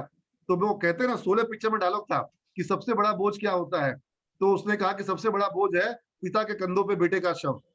ठीक है, एक्चुअल में सबसे बड़ा बोझ होगा, लेकिन नौजवान आदमी बेचारा क्या सोचेगा, उसके लिए सबसे बड़ा बोझ है कि जब माँ बाप समझ रहे हो, माँ बाप एक्सपेक्ट करो कि बेटा कुछ कमा के आए, और बेटा बेचारा कंपटीशन की तैयारी करो 3 साल से लगा हुआ, कहीं सफल नहीं हो पा रहा हो। तो ये जो स्थिति होती है, जो जॉबलेसनेस या सक्सेस नहीं मिल पाने का फ्रस्ट्रेशन, जब आपके आसपास के लोग आगे निकल जाएं और आप अपने आप को पीछे देखें, ये फ्रस्ट्रेशन बहुत बड़ा बोझ होता है। और आज आप जान रहे स्थिति क्या है, आज स्थिति ये है कि 100 में से 2 सफल होते हैं और 98 विफल होते हैं। ये स्थिति हर जगह है। अगर कहीं पर 1000 सीट की वैकेंसी आती है तो वहां 10 लाख लोग फॉर्म भरते हैं, यानी 9,99,000 लोगों का विफल होना पहले ही से तय है। तो इसलिए तैयारी आपको अलग तरह की करनी पड़ेगी। तो मैं आपको जो बता रहा था कि आपको सॉफ्टवेयर्स अपने ब्रेन में इंस्टॉल करने होंगे, तरह तरह के सॉफ्टवेयर्स, और हर एक क्लास में आपको सॉफ्टवेयर दिए जाएंगे। एवरी क्लास, आज मैं छोटे वक्त में, मेरा बेटा जो है वो मात्र 7 साल का है, तो मैंने उससे एक प्रॉमिस लिया। मैं जब शूज टाई कर रहा था घर में अपने निकलते वक्त, मैंने प्रॉमिस लिया, बेटा रात को जब घर आऊंगा तो हमको वो एक चीज बताना जो तुमने आज नई इंस्टॉल की अपने ब्रेन में, जो नया सीखा। Every day has to be a plus day. मेरा कॉन्सेप्ट और सीख जाओ, ये वेबिनार भूल जाओगे, सब कुछ भूल जाओगे, एक बात याद रखना, every day has to be a plus day. ठीक है, ये प्लस का साइन बना के दिखा रहा हूं कि हर दिन कुछ ना कुछ तुम्हारे साथ प्लस होना चाहिए, नहीं तो दिन तो ऑटोमेटिक माइनस हो जाता है। या सुनो, दिन तो ऑटोमेटिक माइनस हो जाता है। Every day has to be a plus day. आज तुमने ये वेबिनार अटेंड किया है, आज का तुम्हारा दिन प्लस डे हो गया है। बहुत कुछ तुमको ऐसा देके जाऊंगा कि तुम्हारा आज का दिन तुम प्लस डे में काउंट करोगी, ठीक है ना। लेकिन कुछ ना कुछ रोज सीखना होगा। और हर क्लास जो हमारी, मैं सीमेंस के सारे टीचर को कहता हूँ, पोदार सर साथ में जुड़े हुए हैं, हर मीटिंग में कहता हूँ, जिस दिन आपकी क्लास प्लस डे वाली क्लास नहीं होगी, उस दिन सोचना कि क्या करूं मैं, क्या सुधार करूं, क्या परिवर्तन करूं कि मेरी क्लास जो है वो प्लस डे वाली क्लास बन जाए, कि बच्चा मेरी क्लास को मिस नहीं कर पाए, मेरी क्लास में एब्सेंट ना हो पाए। Every class has to be a plus class, every day has to be a plus day. Got the point. तो वो एक चीज जो हम हर बच्चों को देते हैं वो है आपके ब्रेन में टूल्स का देना। और हर एक सब्जेक्ट, हर एक टॉपिक टूल्स के लिए होता है, ब्रेन में टूल्स होते हैं, सॉफ्टवेयर इंस्टॉल होते हैं। मैं श्योर सर, मैं एक चीज और पूछ रहा हूँ कि कोरोना को लेकर के बहुत सारे बदलाव आए हैं, जिसमें से एक बदलाव है ऑनलाइन क्लासेस। अब ऑनलाइन क्लासेस मोड ठीक है पढ़ाई का, या ऑफलाइन मोड ठीक है, या डुअल मोड उसका बेस्ट ऑप्शन हो सकता है? क्या ऑप्शन अच्छा रहेगा? जिनको लगता है कि ऑनलाइन अच्छा है वो थम्स अप का साइन दिखाए, जिनको लगता है कि ऑफलाइन अच्छा है वो एक बार या ये साइन दिखाए, या जिनको लगता है कि डुअल मोड अच्छा है वो हार्ट का साइन बना के दिखाए। ओह, वेरी गुड, वेरी गुड भाई। मैं सॉरी, मैंने तुमको थम्स अप का साइन बोल दिया। मैं बोलूंगा कि ऑफलाइन क्लास के लिए आप लोग ये हैंड रेस करके दिखाओ, हैंड रेस ऑफलाइन क्लास के लिए। चलिए, ऑफलाइन में भी लोग आ रहे हैं, बड़ा बड़ा हैंड रेस, बड़ा, very good, I am happy, because मैं तो डर गया था। मुझे तो ऑफलाइन पसंद आता है भाई, क्योंकि मैं सबको देख पाता हूँ, क्लासरूम में हर बच्चे को देख पाता हूँ, तो ऑफलाइन बढ़ा। और एक बार जिनको लगता है डुअल मोड अच्छा है वो लोग अपना हार्ट का साइन भी बना के दिखाएं। तो काफी सारे बच्चों ने हार्ट का साइन बनाया था डुअल मोड के लिए, फिर से वापस वो लोग वापस मैदान में आ रहे हैं और डुअल मोड की संख्या बढ़ती जा रही है, ठीक है। लेकिन चूंकि हैंड रेस का साइन हटता नहीं है इसलिए वो परमानेंटली बना हुआ है, तो अच्छा है। तो देखो, ये मैं इस चीज को समझ चुका हूँ, क्योंकि थर्ड वेव की संभावना है। और बहुत पहले, यहां तक कि मार्च 2020, पोदार सर मैं आपसे सवाल पूछना चाहूंगा मार्च 2020 में Yes, मैंने sir. घोषणा करी थी। शिक्षक बोल रहे थे कि नहीं, ऑनलाइन नहीं पढ़ा सकते हम लोग ऑनलाइन नहीं पढ़ा सकते, बहुत मुश्किल होता है, किसी ने उस वक्त शुरू भी नहीं किया था, किसी ने उस वक्त शुरू भी नहीं किया था। We were the first one to Janata start. Curfew लगने के पहले, जनता पहले कर्फ्यू लगा था 23 मार्च को, और उसके पहले हमने ऑनलाइन क्लास हम लोगों ने शुरू कर दिया था, और सारा शुरू कर बात दी थी जो हम कह लोगों रहा ने। हूँ प्रमाण से है, यूट्यूब पर रिकॉर्ड है, यूट्यूब पर चेक कर उसके लो, वीडियोस हैं, यूट्यूब पे पूरे वीडियोस हैं, फेसबुक पे पूरे वीडियो चेक कर लो, ठीक है। तो एक दिन भी पिछले साल लॉकडाउन में हमारे यहाँ पढ़ाई रुकी नहीं, और ऑफलाइन भी जिस दिन सरकार ने कहा कि ऑफलाइन में आप 33% से बुला सकते हैं, 33% छात्र को, उसी दिन दिसंबर महीने से हमने पिछले साल शुरू कर दिया था। लेकिन जो बच्चे बोलते हैं कि ऑफलाइन शुरू होगा तब हम आएंगे, तो उनका तो पूरा समय निकल जाएगा। आप अगर ऑफलाइन के इंतजार में बैठे रह जाओगे तो मतलब सर के बाल उड़ जाएंगे और मालूम पड़ेगा कि क्लास कब स्टार्ट होगी, नहीं होगी, कब लॉकडाउन दोबारा लग जाएगा, क्या होगा। इसलिए आपको रुकना नहीं है, रुकना नहीं है, थकना नहीं है। चाहे आज मैं तुम लोग को समझा रहा हूँ, ऑनलाइन समझा रहा हूँ, बात समझ में आ रही है कि नहीं आ रही है? बात समझ में आ रही है, मेरी बात तुम तक पहुंच रही है ना? तो फिर हम रुकेंगे क्यों? हम everyday has to be a plus day, ठीक है। हम चाहे ऑनलाइन हो चाहे ऑफलाइन हो। और आज अभी जब मैं तुमसे बात कर रहा हूं, सिमेज में अभी कम से कम भी 12 से 15 क्लास चल रही है, और किस मोड में चल रही है? Offline plus online. जो बच्चे ऑफलाइन आ पा रहे हैं वो क्लासरूम के अंदर बैठ के क्लास कर रहे हैं, वो बच्चे क्लासरूम में हैं जो पटना आ गए हैं, और जो पटना नहीं आ पा रहे हैं वो बच्चे उसी सेम क्लासरूम को जूम पर, इसी तरीके से जैसे तुम लोग यहाँ पर हो, वो बच्चे उसी सेम क्लासरूम को ऑफलाइन ऑनलाइन अटेंड कर रहे हैं वो लोग, और सवाल पूछ सकते हैं, हैंड रेज कर सकते हैं, वहां पे माइक सबका ऑन रहता है। हम यहाँ पे इतने लोग इसलिए माइक ऑन नहीं कर रहे हैं, लेकिन वहां पे सारे बच्चे कभी भी, जब 20 क्लास में माइक ऑन रहता है सारे बच्चों का, ठीक है। और ये तो डुअल मोड हुआ ना, ऑफलाइन प्लस ऑनलाइन, और एक ट्रिपल मोड है। ट्रिपल मोड क्या है हमारा? ट्रिपल मोड है कि उसी सेम क्लास को हम यूट्यूब पर डाल देते हैं, यूट्यूब पर, ताकि ना केवल मेरा बच्चा बल्कि तुम लोग में तो जो बच्चे पटना में किसी कॉलेज में एडमिशन लेना हो, मैं तुमको कह रहा हूं जाओ कहीं भी एडमिशन ले लो, किसी भी कॉलेज में एडमिशन ले लो, क्लास तुमको सिमेज का मैं दिलवाऊंगा free of cost, free of cost class दिलवाऊंगा सिमेज का। कहीं पर भी तुमको जहां मन करे वहां पढ़ो, सरकारी कॉलेज में पढ़ो, पढ़ाई तुमको सिमेज की मिल जाएगी, जो कि A1 पढ़ाई है, क्योंकि हमारा बच्चा हर साल विश्वविद्यालय में टॉप करता है। तो तुमको मैंने खुद ही सिखा दिया कि क्यों सिमेज में एडमिशन मत लो और दूसरे जगह एडमिशन ले लो और सिमेज की पढ़ाई भी कर लो, ठीक है। हमको उससे कोई फर्क नहीं पड़ता, हम चाहते हैं कि सारे बच्चे पढ़े, बिहार का हर बच्चा पढ़े, और बिहार छोड़ अब दूसरे राज्य के बच्चे भी हमारे वीडियो देखने लग गए हैं और हमारे वीडियो से पढ़ रहे हैं, सीख रहे हैं, ठीक है। तो सबको पढ़ाई सुलभ हो, फ्री ऑफ कॉस्ट हो, ये मेरा एक मिशन है। लेकिन जो हमारे बच्चे हैं, जो हमारे कॉलेज में हैं, हमारे क्लास में हैं, वो हमारे जिगर के टुकड़े हैं, वो हमारे दिल के करीब हैं, और उनको कैसे क्या आगे बढ़ाना है ये हम जरूर जानते हैं, इसका हम उपाय जरूर करते हैं और आज तक करते आए हैं। और बिहार के सारे संस्थान एक तरफ, सिमेज अकेला एक तरफ, और कोई ये डंके की चोट पे बात कह रहा हूं कि आप रिकॉर्ड मिला लो, आप पूरे बिहार के सारे कॉलेज का प्लेसमेंट का रिकॉर्ड ले आओ उठा करके, आप में से जितने बच्चे चाहो मिलकर कर लो ये काम, सारे कॉलेज का प्लेसमेंट का रिकॉर्ड ले आओ, और मैं सिर्फ अकेला सिमेज का रिकॉर्ड दूंगा, और उनसे ज्यादा होगा, उनसे ज्यादा नहीं, उनसे काफी ज्यादा होगा। ये अपने सेक्टर की मैं बात करता हूँ, मैं सिर्फ बात कर रहा हूँ BCA की और BBA की, और बाकी बिहार में कहाँ किस कोर्स में कितनी पढ़ाई हो रही है, B.Ed में कहाँ पढ़ाई हो रही है, क्या हो रही है, मैं यहाँ खुले मंच पे बोलना नहीं चाहूंगा, आप लोग सब जानते हैं किसके गांव में किस कॉलेज में क्या होता है। बच्चे कॉलेज जाते कब हैं? बच्चे कॉलेज जाते हैं साल में 2 दिन, एक बार फॉर्म भरने के लिए, एक बार एडमिट कार्ड लाने के लिए। और हमारे यहाँ पर अगर वो 2 दिन भी एब्सेंट करता है तो घर में पिताजी के पास फोन जाता है कि लड़का आपका आ नहीं रहा है, क्या बात है। तो समझ के आना, अगर हमारे यहाँ पर क्लास कर सकते हो तभी आना है। अटेंडेंस का मैसेज जो है पापा के मोबाइल पे जाएगा, तुम्हारे मोबाइल पे नहीं जाएगा, पापा के मोबाइल पे जाएगा, समझ रहे बात को। और पेरेंट टीचर मीटिंग होती है, तो ये एक अलग तरह का इन्वायरमेंट है। यहाँ पर अपने आप को अभिमन्यु की तरह चक्रव्यूह में फंसाना हो तभी आना, और जब लाइफ में आ गए हो और 18 साल के होने वाले हो तो चक्रव्यूह में आ चुके हो, जान लो इस बात को। अब चक्रव्यूह में या तो तुम क्या कहते हैं, वहां पे तुम्हारी मौत होगी, या मतलब करियर में तुम कुछ कर नहीं पाओगे, और या विजयी बनोगे। तो विजयी कब बनोगे? जब तुम चक्रव्यूह भेदना सीखोगे। ओखल में सर दे चुके हो, अब मुसल से मत डरो, ठीक है ना। हम यही बात कहते हैं, क्योंकि तुम्हारा जो एज है, इस एज में तुम्हारे ऊपर आने वाले 3 सालों के अंदर में बड़ी जिम्मेवारी आने वाली है। अभी तक जो एक सैर सपाटे का मौज मस्ती का दौर था ना, तुमने टी-शर्ट पहनी, पैसा पापा ने दिया, तुमने स्कूल में फीस जमा करी, पैसा पापा ने दिया, तुमने स्मार्टफोन खरीदा, पैसा किसने दिया? पापा ने दिया। कल को तुम्हारी शादी होगी, तुम्हारे वाइफ का फोन का रिचार्ज तुम्हारे पापा करवाएंगे, तुम्हारे बच्चों के स्कूल की फीस तुम्हारे पापा भरेंगे, हाँ, तो ये समझ लो इस बात को कि तुम्हारा ओखल में सर पड़ चुका है। अब तुम उस मोड से बाहर निकलो कि पापा है ना, पापा है और पापा रहेंगे, लेकिन तुमको अब पापा को मदद करनी होगी। पापा को नया स्मार्टफोन तुम दिलाओ। अब तुम्हारी क्षमता ये होनी चाहिए। यस और नो? मेरी बात अगर अच्छी लग रही हो तो एक बार थम्स अप का साइन दिखाना। उदार सर कुछ कहना चाह रहे थे आप? अब यहाँ पर मैं एक सवाल और, हाँ श्योर सर, मैं एक सवाल और उठाना 10 चाहूंगा मिनट का खाली कि क्या और बच रहा है, बिहार के बाहर, मीटिंग में जाना है। श्योर सर, ये एक इम्पोर्टेंट सवाल है। क्या बिहार से बाहर माइग्रेट करना उचित है पढ़ाई के लिए? क्या वो एक वाइज डिसीजन होगा कि मैं कोई व्यक्ति सोचे कि बिहार के बाद? बिल्कुल उचित है।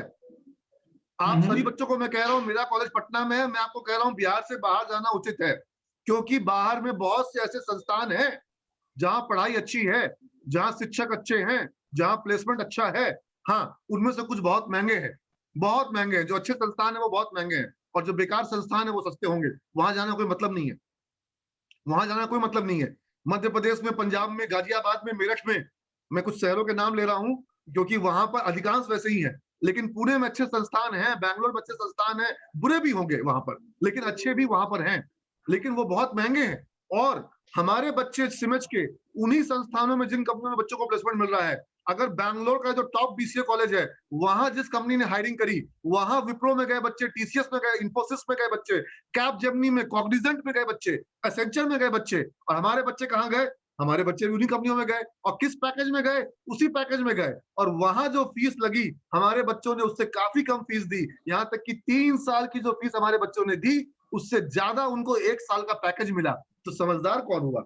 हमारा स्टूडेंट हुआ ना। और क्या पढ़ा हमारा स्टूडेंट? हमारा स्टूडेंट वही टेक्नोलॉजी पढ़ा जो वहां पढ़ रहा है। और वहां पढ़ा कौन रहे हैं टीचर? उनमें बिहार के टीचर भी हैं वहां पढ़ाने वाले। और वहां पर जो बच्चों की पढ़ाई में एक दिक्कत आती है बिहार के बच्चों को, खास तौर पर हिंदी मीडियम बैकग्राउंड के बच्चों को, कि वहां पर जो इंग्लिश का जो एक एनवायरनमेंट है, वो बच्चे समझ नहीं पाते हैं, ग्रैस्प नहीं कर पाते। उनको लोग बिहारी बिहारी बोल के चिढ़ाते हैं, और वो बच्चे वहां पर अपने आप हीन भावना का शिकार हो जाते हैं, कई बार फ्रस्ट्रेट हो जाते हैं। उनको लगता है ये पढ़ाई मेरे बस की नहीं है, ये पढ़ाई बहुत एडवांस है। और हमारे बच्चे, अभी आईआईटी का वर्कशॉप चल रहा है, पोदार सर आप सारी उसके वीडियो यूट्यूब पे देख लो जाकर के। आईआईटी का वर्कशॉप चल रहा है सिमेज में, आईआईटी कानपुर, आईआईटी रुड़की, ये मिलकर के वर्कशॉप ले रहे हैं, और इसमें भारी संख्या में बच्चे हमारे भाग ले रहे हैं। 350 बच्चे सिमेज के भाग ले रहे हैं, और आईआईटी के प्रोफेसर से पढ़ रहे हैं। और मैंने उनसे एक बात बोली शाम के दिन, जब मैं शाम में उनसे बातचीत कर रहा था, मेरा व्हाट्सएप पे उनसे बातचीत हो रही थी, मैंने अपना ऑडियो मैसेज डाला और बोला, पूछा उन बच्चों से कि तुम लोग आईआईटी के टीचर से पढ़ रहे हो, कैसा लग रहा है? तो उन्होंने बोला कि सर आईआईटी के टीचर बहुत अच्छे हैं, बहुत कुछ सीखने को मिल रहा है। लेकिन बच्चों ने कहा कि सर एक बात है सर, अपने सीमेज के टीचर कम नहीं है, अपने सीमेज के टीचर जो है वो आईआईटी के टीचर से कम नहीं है। और सर समझ में तो उन्हीं से आ रहा है, क्योंकि जो वो हिंदी में समझा रहे हैं तब हम लोग समझ पा रहे हैं, क्योंकि आईआईटी वाले जो है वो पूरा का पूरा क्लास इंग्लिश में ले रहे हैं। हम लोग को तो समझ में आ रहा है हमारे सीमेज के टीचर से। तो सर हिंदी वाला जो आपने आइडिया लगवा दिया, मैंने क्या किया कि बीच बीच में हमारे टीचर रोक रोक करके वीडियो को हिंदी में पढ़ा रहे हैं, तो मैंने कहा कि चलो हिंदी में बीच में डलवाएंगे। शुरू से मैंने ये कहा, और बच्चे जो है वो बोले कि सर इंग्लिश में अच्छा है, समझ में सब कुछ आता है, लेकिन जब हिंदी में एक्सप्रेशन मिलता है तो ज्यादा समझ जाते हैं। तो ये तो बात रहेगी आपके साथ भी। तो फिर वो बैंगलोर, पुणे के जो अच्छे संस्थान हैं, उनकी तुलना में बच्चे हमारे यहाँ पे ज्यादा अच्छा कर पाते हैं। पहला पॉइंट। और दूसरा इंपॉर्टेंट पॉइंट, कि अगर आपको बाहर पढ़ने जाना हो तो दो काम करना। पहला, पीजी कोर्स के लिए जाओगे, पोस्ट ग्रेजुएशन के लिए। अभी अंडर ग्रेजुएशन में जाओगे, अभी कोरोना काल में है, अपने घर में छपरा सिवान में ही लैपटॉप पर पूरा क्लास करोगे, और फीस दोगे बैंगलोर और पुणे का, ठीक है? और बैंगलोर पुणे रहने को भी नहीं मिलेगा, पूरा रह जाओगे छपरा और सिवान और गोपालगंज में ही, ठीक है? तो पूरी पढ़ाई, जो बच्चे पिछले साल बाहर एडमिशन लिए थे कि बैंगलोर में पढ़ेंगे, चंडीगढ़ में पढ़ेंगे, वो रह गए गोपालगंज में ही। तो जब गोपालगंज और जहानाबाद में ही रहना है, तो फिर चंडीगढ़ में एडमिशन लेने का फायदा क्या होगा? ठीक है ना? तो तुमको तो वहां पर कहीं तुमको कुछ सीखने को भी नहीं मिला। शहर भी सिखाता है, वो सीखने को भी तुमको नहीं मिला। तुम्हारा 2 साल वहीं निकल गया, 20 भी निकल गया अपने शहर में, 21 भी निकल गया, ठीक है? तो कोई फायदा नहीं हुआ। तो तुम पीजी के लिए, पोस्ट ग्रेजुएशन के लिए जाना। और दूसरा पॉइंट सुन लो, दूसरा पॉइंट, अपने पैसे पे जाना। पापा से पैसे मांग करके बाहर एडमिशन लेके पढ़ने मत जाओ, अपना कमाओ, खुद के पैसे से कमाओ। और हमारे सिमेज के ऐसे अनेक स्टूडेंट हैं, मैं आपको लंबी लिस्ट दिखा दूंगा, जिन्होंने अपने पैसे से पढ़ाई करी। अपना पैसा कहां से आया? अपना पैसा ऐसे आया कि जब जॉब मिली तो उस जॉब से उन्होंने कमाया भी, और कॉलेज की फीस देने के सक्षम भी बने, और उनको वो जो जॉब एक्सपीरियंस मिला, उस जॉब एक्सपीरियंस के बेसिस पर उनको बढ़िया कॉलेज में एडमिशन मिला। IIM में, एक्सएलआई में, IMT में, जिस तरह के जो भी बड़े संस्थान है, ये लोग एक्सपीरियंस के बेसिस पर एडमिशन देते हैं। जिनके पास जॉब एक्सपीरियंस होता है उनको प्रेफरेंस मिलता है, वेटेज मिलता है, और जो बच्चे सीधा BBA करके MBA में जाएंगे उनको वेटेज नहीं मिलेगा। ठीक है, तो इसलिए जॉब एक्सपीरियंस का बहुत बड़ा रोल है। एक क्वेश्चन और है, क्योंकि आपके पास वक्त थोड़ा कम है, एक क्वेश्चन और है और ये महत्वपूर्ण क्वेश्चन है कि सरकार के सहयोग से कैसे आर्थिक बाधा दूर हो सकती है और कैसे पढ़ाई कर सकते हैं। मान लिया कोई बच्चा BBA सबको BC पता है, BCom सबको प्रोफेशनल पता है, पढ़ाई सब करना बच्चे चाहता जान रहे हैं। अभी स्टूडेंट क्रेडिट कार्ड अपने आप में ताकत देने वाली स्कीम है, क्योंकि उस स्कीम में मुख्यमंत्री ने घोषणा कर दी कि आप सभी बच्चों को बिना जाति, बिना धर्म, बिना कोई आय इनकम देखे बिना सबको 4 लाख रुपए की सहायता मिलेगी, सबको। ठीक है ना, पहली बात। दूसरी बात, कोई गारंटर नहीं चाहिए, कोई इनकम टैक्स का पेपर नहीं चाहिए, कुछ नहीं चाहिए, सबको मिलेगा। और आपको न केवल पढ़ने की सहायता मिलेगी, आपको लैपटॉप खरीदने के लिए भी सहायता मिल रही है ना। कुछ सहायता आपको जो बाहर के बच्चे उनको रहने खाने के एवज में भी मिलेगा। और आपको पैसा सरकार को वापस कब करना है, सबसे बढ़िया बात उन्होंने कह दी कि नौकरी मिलेगा तब वापस करना, नहीं मिलेगा तो आपको वापस करने की कोई जिम्मेवारी नहीं है। और ये चीज को लिखित नोटिफाई कर दिया गया कि जब तक जॉब नहीं मिलेगी आपका ना तो ब्याज शुरू होगा ना आपका लोन शुरू होगा। आपको लोन उस दिन वापस करना है जब आपको जॉब मिल जाएगी, तो आप अपने पास से वापस करेंगे, नहीं सैलरी में से वापस करेंगे। सैलरी उस पढ़ाई के दम पे मिली जो पढ़ाई आपको सरकार ने करवाई अपने खर्चा दे करके। तो यानी गरीब का बच्चा भी पढ़ेगा, और जो बिल्कुल मध्यम वर्ग का है, निम्न आय वर्ग का है, निम्न मध्यम वर्ग का बच्चा है वो भी पढ़ेगा। और हम कहते हैं कि जितने मिडिल क्लास के लोग जो हैं, वो, मैं मिडिल क्लास घर में पढ़ा हूं, मेरे घर में पेंसिल की नोक हम आखिरी तक इस्तेमाल करते थे, और स्केच पेन का डबल पैकेट नहीं आता था, क्योंकि स्केच पेन खत्म हो जाता था तो मम्मी बोलती थी कि बार बार डबल स्केच पेन नहीं आ सकता है। उदास साहब को याद होगा, आप भी मिडिल क्लास घर में पढ़े हैं, ठीक है ना, स्केच पेन नहीं मिलता था हम लोग को बार बार। ठीक है, तो मिडिल क्लास के घर के बच्चे जो है उनको अगर पढ़ाई के लिए इस तरह की सुविधा मिल जाए, ठीक है। मैं सरकारी स्कूलों में पढ़ा हूँ, हिंदी मीडियम के स्कूलों में पढ़ा हूँ, ठीक है। So I have thoroughly studied in Hindi medium schools and I have made my career and I have made career of more than 20,000 students. 20,000 छात्रों का हम लोगों ने बनाया है। तो मुझे लगता है कि भगवान ने जो क्षमता दी है, मैं उसका जीवन भर आखिरी उम्र तक, उदार सर 90 साल की उम्र तक इसी तरह से वेबिनार करना है, ठीक है ना। जब तक अवसर मिले, लाखों बच्चों की फिक्र पहुंचाना है कि जिंदगी बदले, और जैसे हम लोगों ने बदली अब तक। वो कहते हैं ना कि मैं जिस शहर में निकल जाऊंगा मुझे हर जगह पांव छूने वाले बच्चे मिल जाते हैं। और वो मैं जब कभी बिग बाजार में जाता हूँ, एयरपोर्ट पे जाता हूँ, दिल्ली एयरपोर्ट में बच्चे आ जाते हैं, ठीक है ना। सर आप यहाँ, एयरपोर्ट तो आदमी आएगा ही आएगा, और वो कोई काम कर रही है इंडिगो एयरलाइंस में, कोई स्पाइस जेट में, कोई विस्तारा में, और हमारी बच्चियां हमको मिल जाती है, हमारे लड़के हमारे मिल जाते हैं, ठीक है। जिस बैंक में, मैं कभी जल्दी बैंक में जाता नहीं हूँ, लेकिन अगर मैं कभी किसी बैंक में चला गया, मुझे लगता है कि कोई ना कोई मिल जाता है, ठीक है। जब मैं पासपोर्ट ऑफिस में जाता हूँ, क्योंकि हमारे बच्चे अब हजारों की संख्या में, और बिहार में एक्सिस बैंक में चल जाओ, ICICI बैंक में चल जाओ, HDFC बैंक में चल जाओ, इंडसइंड बैंक में चल जाओ, और सीमेंस का बच्चा ना मिले, ये हो नहीं सकता है, ठीक है। हमारे टीचर्स को प्रॉब्लम होती है तो मैं बोलता हूँ रुकिए अपना स्टूडेंट वहां पे कौन है, रुकिए याद करने दीजिए, और फिर मैं उसको फोन करता हूँ और बोलता हूँ ये काम कराओ, सर को दिक्कत हो रही है, ठीक है। तो हमारे पास ये व्यवस्था है, सचिवालय में भी हमारे बच्चे हैं, पटना हाई कोर्ट में भी मुझे अगर कोई केस चेक करना होता है तो वहाँ कंप्यूटर डिपार्टमेंट में सीमेंस के बच्चे हैं। अब तो इनकम टैक्स में भी हमारे बच्चे पहुंच गए हैं, तो मुझे दिक्कत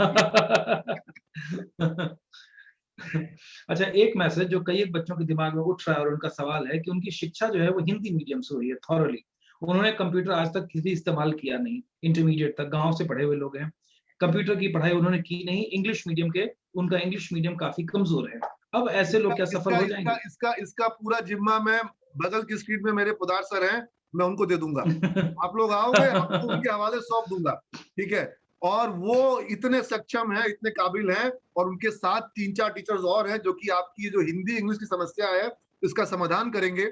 और बहुत साइंटिफिक तरीका हमने इसका बना रखा है, और हम इस पर बहुत काम करते हैं। ये बहुत जरूरी है, समझना और लिखना, ये 2 क्षमता पढ़ाई के हिसाब से बहुत जरूरी है, और बोलना ये पर्सनैलिटी के हिसाब से बहुत जरूरी है। सुनो, मेरी बात तुम लोग को सही समझ में आ रही कि नहीं आ रही है, ठीक है ना। इंग्लिश को समझना और लिखना ये पढ़ाई के हिसाब से बहुत जरूरी है, क्योंकि अगर समझोगे नहीं तो रट के जाओगे। रटा हुआ बच्चा कभी अच्छा मार्क्स नहीं लाएगा, समझा हुआ बच्चा जिसको लिखने की क्षमता हो उसको नंबर अच्छे आते हैं। कोई बीमार बच्चा अगर इस क्लास में है तो प्लीज वो अपना आराम करे, ज्वाइन ना करे।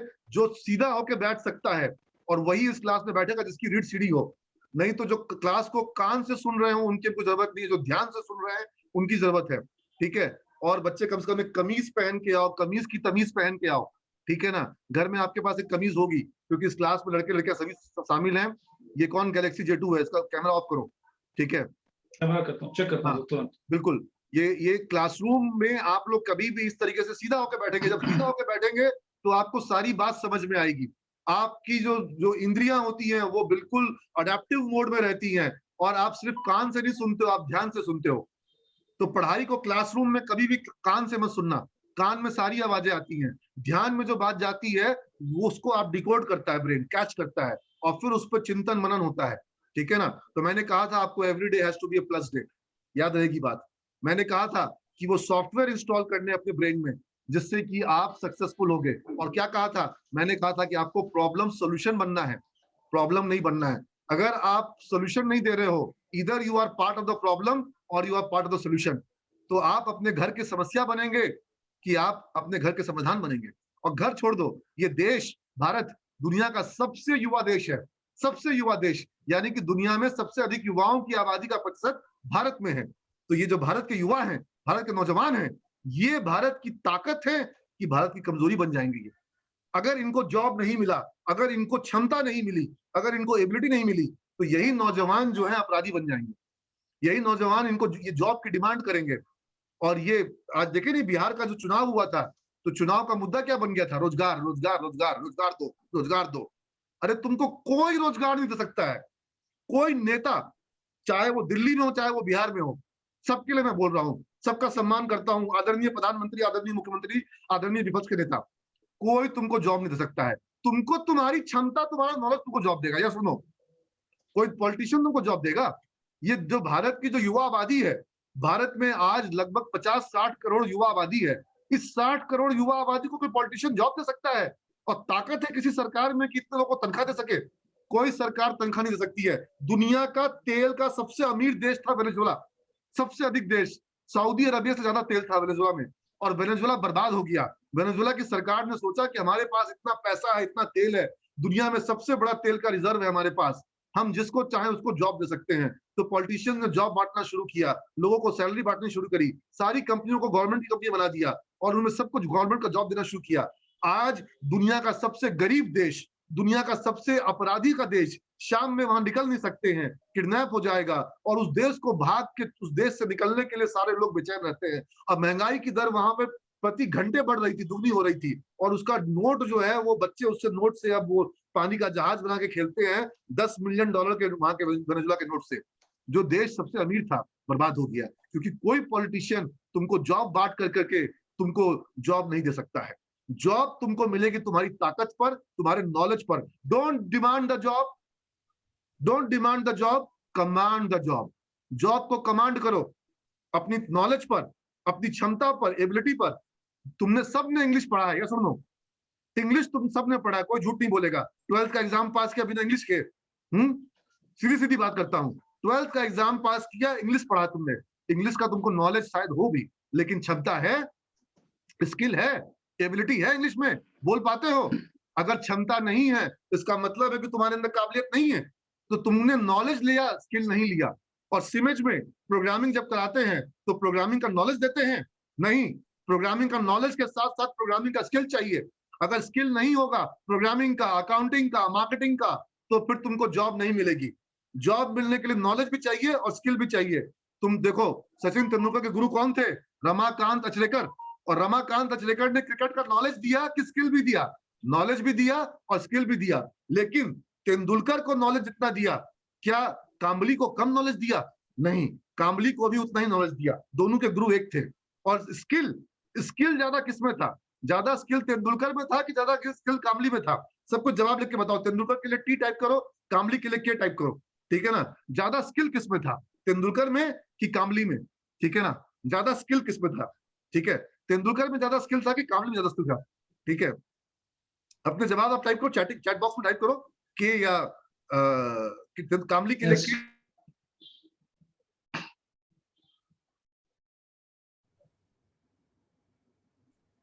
हाँ, मेरी आवाज कहां तक आवाज मिली गुदार सर? हाँ सर, के या एस तक आवाज आपकी आ रही है। बिल्कुल, तो काफी बच्चे टाइप कर रहे हैं ये। हाँ, टाइमली टाइप कर रहे हैं। ओके, ज्यादा स्किल किसमें था? के या एस बताएंगे आप? ओके, काफी लोग तेंदुलकर टाइप कर रहे हैं, टी टाइप कर रहे हैं। मैं आपको अच्छा। बताता हूं, जिन लोगों ने उसके स्किल असेसमेंट किया, उन लोगों ने बताया कि ज्यादा स्किल जो है वो तेंदुलकर से ज्यादा स्किल कामली में था। कामली का पावर ज्यादा था, कामली के पास जो हाइट थी ज्यादा थी, कामली के पास मसल्स ज्यादा थे, कामली के पास कैपेबिलिटी ज्यादा थी, कामली के पास ज्यादा एबिलिटीज थी, और गुरु एक थे, नॉलेज एक था। तो सब जब स्किल भी ज्यादा, नॉलेज एक, तो फिर कामली ज्यादा सफल क्यों नहीं हुए? क्योंकि कामली का एटीट्यूड जो था वो तेंदुलकर से कमजोर था। कामली जो है वो रो दिए थे, और तेंदुलकर जो है जब नाक से खून फेंक रहा था ना, जब वो आंसू रो रहा था कामली, तेंदुलकर का खून भी भरा था, तो बोला कि मैं खेलूंगा। ठीक है ना? तो एटीट्यूड, अगर आपके अंदर वो दिमाग में जज्बा है जीतने वाला, तो फिर आप जीतोगे। तो 3 चीजें मैंने बताई यहां पर, नॉलेज, स्किल और एटीट्यूड, ये तीनों चाहिए। अगर ये तीनों नहीं है तो फिर आप इस रेस में विफल होने के लिए 9,99,000 में आओगे, आप उस 1000 में नहीं आओगे जो सफल होगा। 9,99,000 में आने के लिए आप रेडीमेड हो? बताओ, असफल होने के लिए क्या क्या क्या तैयारी करनी पड़ेगी? असफल होने के लिए क्या तैयारी करनी पड़ेगी? 9,99,000 लोग रेडीमेड हैं असफल होने के लिए, 10 लाख लोग फॉर्म भरे हैं, 1,000 सफल होंगे। तो वो 1,000 बनने के लिए तैयारी करनी पड़ती है। असफल होने के लिए तो आप रेडीमेड हो, अभी तुरंत तैयार हो, आप अभी फॉर्म भरो, अभी एग्जाम दो और असफल हो जाओगे। सारी तैयारी तो सफल होने की है। ठीक है? तो I hope I am clear with my points. तो आप लोगों को अगर बीबीए का कोर्स करना है, बीसी का कोर्स करना है, आज बैंकिंग सेक्टर हो, टेलीकॉम सेक्टर हो, रिटेल सेक्टर हो, ई कॉमर्स का सेक्टर हो, अमेजन हो, फ्लिपकार्ट हो, या बैजूस हो, अनअकैडमी हो, ऐसी कोई कंपनी नहीं है जहां हमारा सिमस का बच्चा पहुंचा नहीं हो। जैसे वो शुक्राचार्य मुनि ने कहा था एक बार, शुक्राचार्य मुनि ने कहा था, एक बच्चे का सवाल मेरे आंख के सामने, सुजीत नूनिया ने पूछा कि सर हम हिंदी मीडियम से हैं, ग्रेजुएशन बीए कंप्लीट किया है, क्या हम पीजीडीएम का कोर्स करना चाहिए? बिल्कुल करना चाहिए। PGDM is a excellent course, is a marvellous course.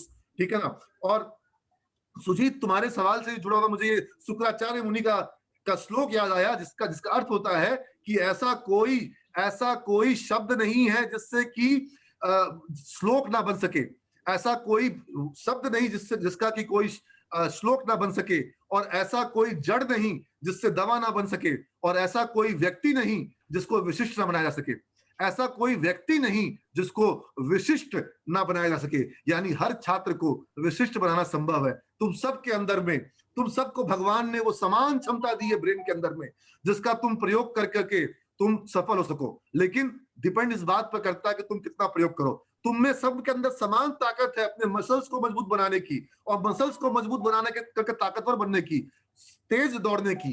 तुमको प्रैक्टिस करना होगा। और जैसे शरीर को तुम तेज कर सकते हो, शरीर को तुम मजबूत कर सकते हो, वैसे ही तुम अपने ब्रेन को भी मजबूत कर सकते हो। लेकिन जो प्रैक्टिस नहीं करेगा, जो प्रिपेयर नहीं करेगा, वो अपने ब्रेन का कम इस्तेमाल कर रहा है, और कम इस्तेमाल कर करके आपके पास अधिक ब्रेन बच जाएगा तो आप अधिक हुनरमंद बन जाओगे। ऐसा नहीं है, ऐसा ब्रेन को मत बचाओ, ब्रेन का अधिक से अधिक इस्तेमाल करो। वो 3 इडियट्स में जो कहा था ना कि इनका ब्रेन निचोड़ा जाएगा तो बहुत अधिक मिलेगा कीमत, क्योंकि अनयूज्ड है। तो अनयूज ब्रेन मत रखो अपने पास, ठीक है ना? यूज करना होगा, ज्यादा से ज्यादा प्रयोग करना होगा। हमारे सिमेज में स्टूडेंट जो है वो 6 घंटे 7 घंटे पढ़ाई करते हैं, और उसके बाद में उनको वीडियोस भेज देता हूँ रात का देखने के लिए, और मैं बोलता हूँ ये वीडियो देखते देखते नींद आनी चाहिए। और अगले दिन का टास्क ये है कि मैं पूछूंगा कि उन वीडियोस में तुमने क्या देखा और क्या सीखा। ठीक है? तो तुम्हारे अंदर असीमित क्षमता है, असीमित क्षमता है, तुम क्षमता का प्रयोग करोगे तब तो। और हाँ, तुम लोग में से बहुत सारे लोग सोचा था कि easy solution, sir smart solution, easy solution दीजिए। मेरे पास इजी बोल के कुछ नहीं है। ठीक है ना? तेंदुलकर सफल हुआ, इजी सफल नहीं हुआ। भोर में 3 बजे पहुंचता था स्टेडियम में। ठीक है ना? ऑलराइट।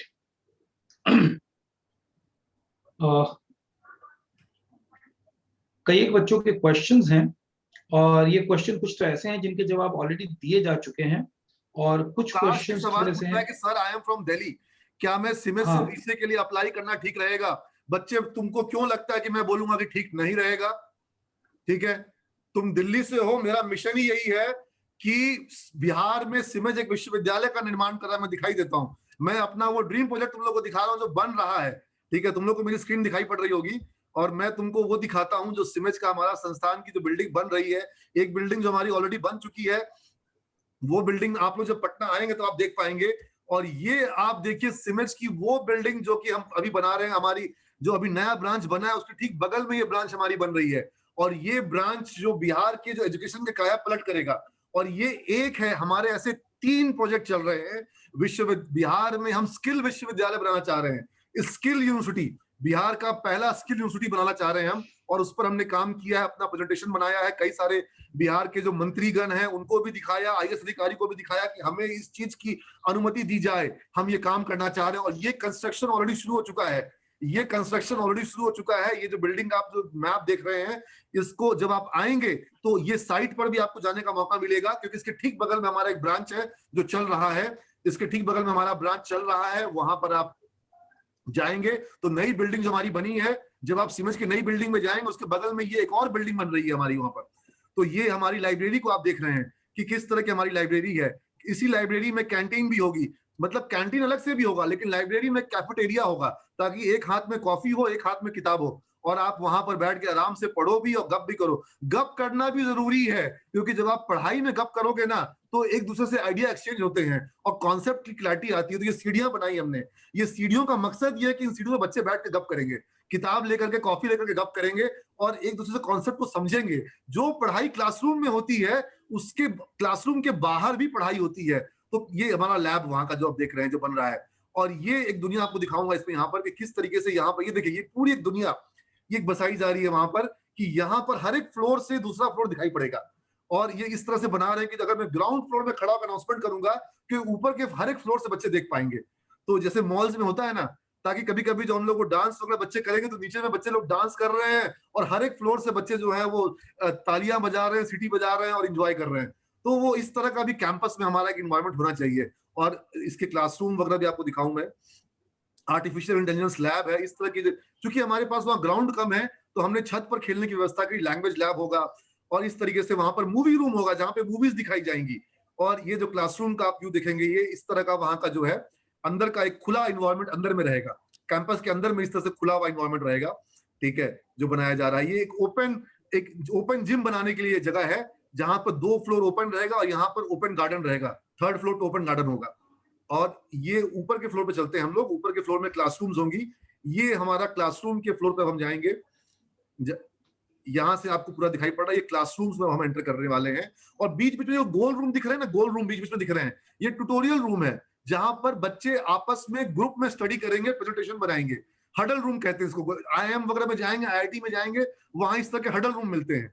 तो ये हमारा जो प्लान जो इस पे हम काम कर रहे हैं, हमारा ये जो क्लासरूम का व्यू देख रहे हैं। तो ये तो आपने कहा कि सर आपने एनिमेशन में दिखाया, रियल क्लासरूम दिखाइए ना, तो मैं आपको रियल हमारी सिमेज की क्लासरूम में दिखाता हूँ। एक सेकंड, जो हमारे सिमेज के रियल क्लासरूम के फोटोग्राफ्स होंगे, वीडियोस होंगे, मैं उनको दिखाने की कोशिश करता हूँ। एक सेकंड रुकिए, लाइन पर रहिए आप।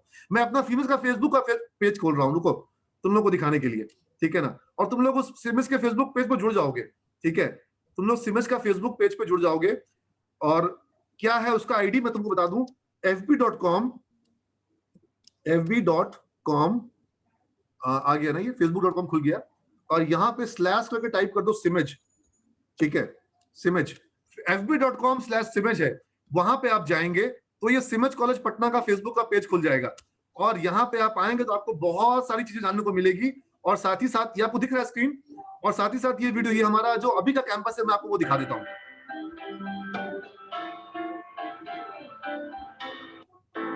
ये दिख रहा है आपको हमारा अभी का कैंपस? दिख रहा है, दिख रहा है।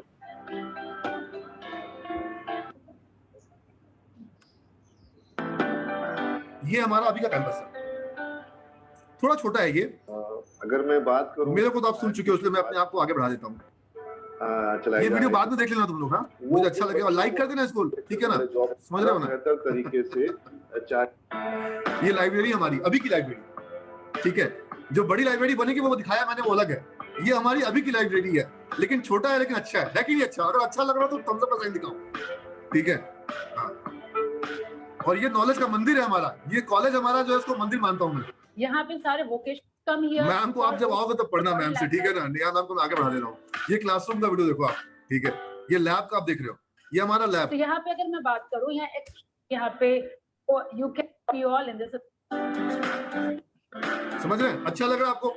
तो यहाँ आपको पढ़ाई लेकिन रोज करनी होती है, क्लास रोज करनी पड़ती है, अटेंडेंस का सिस्टम बहुत कड़ा है, क्योंकि हम कोई जादू की छड़ी नहीं घुमाते हैं, हम सिखाते हैं और पढ़ाते हैं, यही तरीका है, और कोई दूसरा तरीका हमारे पास नहीं है। यहाँ पे नंबर्स ऑफ कंपनी, मैं इसको बंद कर दे रहा हूँ। तो पोदार सर, मुझे बहुत मजा आया और मैं थक भी गया हूँ, मैं चाय पीऊंगा गरम, और बच्चे लोग आप सब लोग को बहुत शुभकामना देता हूँ। और पोदार सर आप लोगों से आपके सभी सवालों के जवाब देंगे, अगर मेघा मैम उपलब्ध होंगी तो वो भी जुड़ जाएं और आप बच्चों के सवालों के जवाब दें। और मुझे आप सब लोगों को पटना में मिल करके बहुत खुशी होगी, और यही मेरा काम है, दिन रात में अपना इसी में ऊर्जा आती है, मुझे बहुत चार्जअप मिलता है, जैसे बैटरी चार्ज होती है ना, कि लड़का लड़की जो हमारे आ रहे हैं, बिहार के गांव का बच्चा आ रहा है, और वो अगर कुछ आगे निकल जाए, और जब वो फेसबुक में हवाई जहाज में सेल्फी डालता है, मुझे लगता है, मुझे मजा आता है कि यार ये लड़का अपने पैसे से हवाई जहाज में घूम रहा है, ठीक है। और जब पापा मम्मी को घुमाता है तो और अच्छा लगता है, ठीक है। तो ये तुम लोग अच्छा करो, तुम लोग को बहुत आशीर्वाद, गॉड ब्लेस यू ऑल। ये वेबिनार चालू रहेगा, खुदा से आपके सवालों के जवाब आपको देंगे। Thank you all of you. मुझे मीटिंग है, मैं निकल रहा हूँ। Sure sir, thank you so much sir. Alright students, मेरे पास कुछ क्वेश्चंस आप लोगों के आए हैं और मैं इन क्वेश्चन का सिलसिलेवार ढंग से जवाब दे देता हूं, बिकॉज कई बच्चों ने चैट में क्वेश्चन किया है। एक क्वेश्चन आ रहा है कि बीसीए और बीएससी आईटी कोर्स में डिफरेंस क्या है, क्या डिफरेंस है। बीसीए और बीएससी आईटी का जो विश्वविद्यालय का सिलेबस है उसमें थोड़ा सा डिफरेंस है, स्लाइट डिफरेंस है, लेकिन सिमज कॉलेज की जो पढ़ाई है उस पढ़ाई में बीबीए और बीएससी आईटी दोनों की पढ़ाई का फर्क खत्म हो जाता है, क्योंकि हम जितने एड ऑन कोर्सेज अपने स्टूडेंट्स को कराते हैं उन एड ऑन कोर्स की वजह से हमारी जो पढ़ाई होती है वो बहुत इंटेंस हो जाती है। फॉर एग्जाम्पल मैं आपको दिखाना चाहूं, अगर मैं बीसीए की बात करूं तो एक सेकेंड मैं आपके साथ स्क्रीन शेयर करता हूं।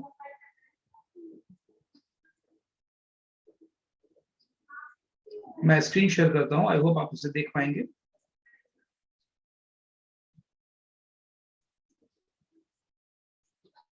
आप लोग देख पा रहे होंगे कि ये बीएससी आईटी का सिलेबस है।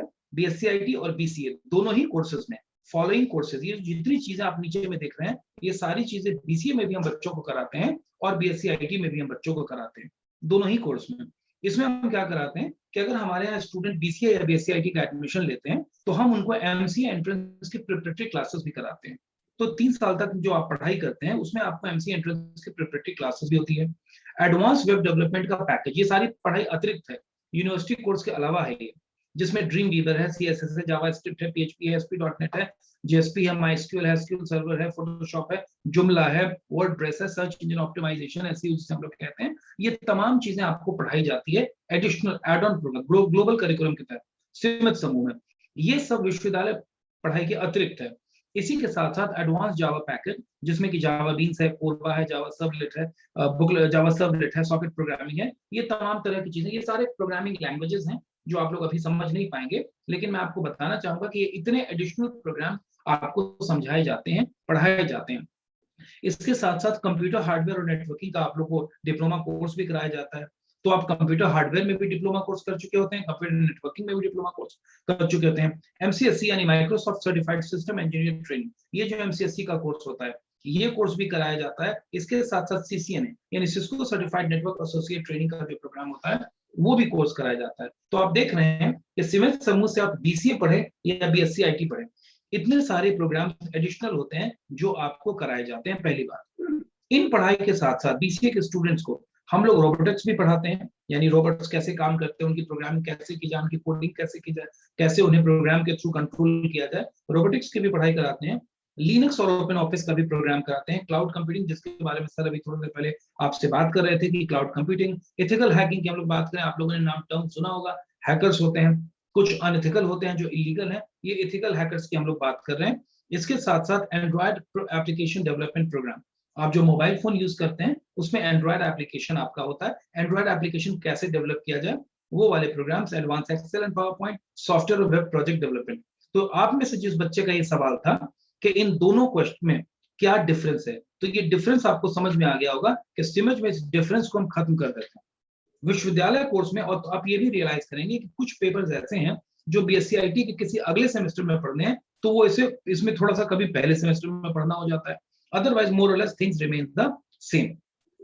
अब एक क्वेश्चन आ रहा है, एक बच्चे ने क्वेश्चन किया है कि मेरा मैथमेटिक्स कमजोर है, मैं नाम नहीं पढ़ पा रहा हूँ, नाम कट रहा है हल्का सा, मेरा मैथमेटिक्स कमजोर है, क्या मैं बीएससीए या बीएससी आईटी कर सकता हूँ? आप बिल्कुल कर सकते हैं। मैथमेटिक्स आपका एवरेज है तो काम चल जाएगा। देखिए बीसीआईटी और बीसीए कोर्स किन के लिए नहीं है। अगर आपको मैथमेटिक्स से डर लगता है और आप मैथमेटिक्स पढ़ना ही नहीं चाहते हैं तो आप बिल्कुल बीसीए या बीएससीआईटी कोर्स में नहीं है। मैथमेटिक्स में आपको जीनियस होने की जरूरत नहीं है कि आपको एक बहुत जम होना चाहिए, ऐसा नहीं है। अगर आप एवरेज भी हैं तो आप बीसीए या बीएससीआईटी का कोर्स कर सकते हैं, उसमें कोई दिक्कत नहीं है। केवल आपको ये ध्यान रखना होता है कि आपको मैथमेटिक्स की पढ़ाई करनी है।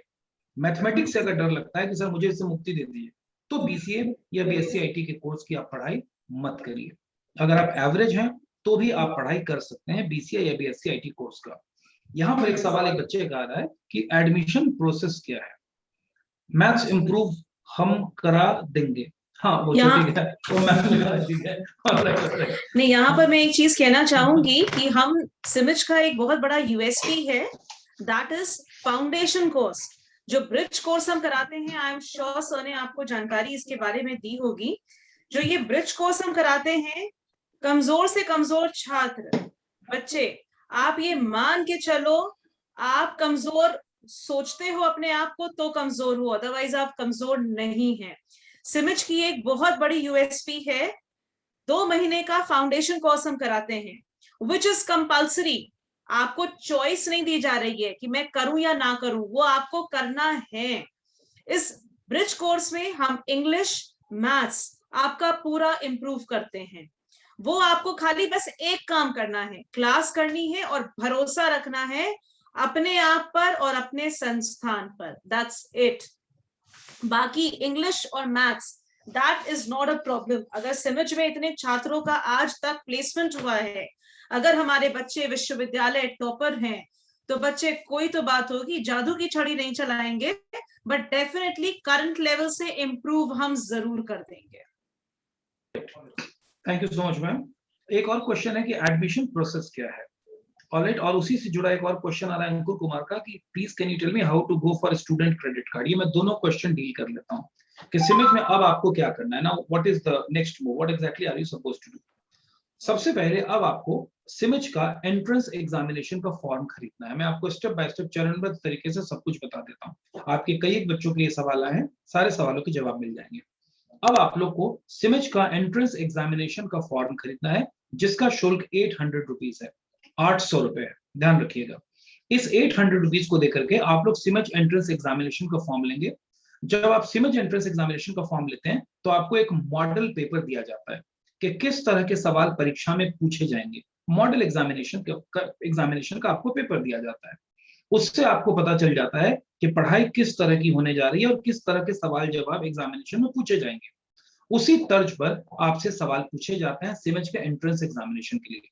तो जब आप लोग 800 रुपए दे देंगे तो उसके बाद आपका एग्जामिनेशन का प्रक्रिया शुरू होगा। एग्जामिनेशन में आप लोग पार्टिसिपेट करेंगे और एग्जामिनेशन आपका 2 एग्जामिनेशन आपका लिया जाता है, साथ ही साथ लिया जाता है। लगभग 2 से 3 घंटे का एग्जामिनेशन होता है, ड्यूरेशन होता है।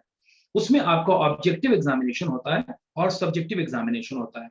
और उस ऑब्जेक्टिव और सब्जेक्टिव एग्जामिनेशन जिसमें लगभग 2 से 3 घंटे लगते हैं, उसके बाद आपका सेम डे इंटरव्यू होता है, 1-to-1 इंटरव्यू होता है, जो कॉलेज के सीनियर प्रोफेसर्स या जो हेड ऑफ द इंस्टीट्यूशंस है वो आपसे मिलते हैं और आपको जज करने की कोशिश करते हैं कि कौन सा कोर्स आपके लिए बढ़िया रहेगा, कौन सा विश्वविद्यालय आपके लिए बढ़िया रहेगा, कौन सी पढ़ाई आपके लिए ठीक रहेगी, आपकी प्रतिभा टैलेंट को समझते हुए।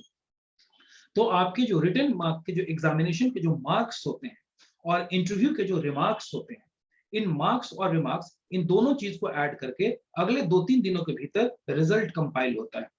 जो रिजल्ट बनता है उसमें से बॉटम 40% लोगों को चॉप ऑफ कर दिया जाता है, उनको सिमिज में नामांकन का मौका नहीं मिल पाता। तो बॉटम 40% जो लोग होते हैं, उनके अलावा जो बचे लोग होते हैं, उनको सिमिज कॉलेज में एडमिशन का मौका दिया जाता है। अब आप सिमिज में एडमिशन ले सकते हैं। आपको सिमिज में एडमिशन लेने के लिए मात्र 5000 रुपीज देना पड़ता है। 800 रुपए का आपने फॉर्म लिया था और 5000 रुपए का आपको सिमिज में एडमिशन लेना पड़ता है। 5000 रुपए से जब आपका सिमिज में एडमिशन हो जाता है तो उसके बाद आपको सिमिज कॉलेज की तरफ से बोनाफाइड लेटर और तमाम तरह के रिलेवेंट डॉक्यूमेंट्स इश्यू कर दिए जाते हैं।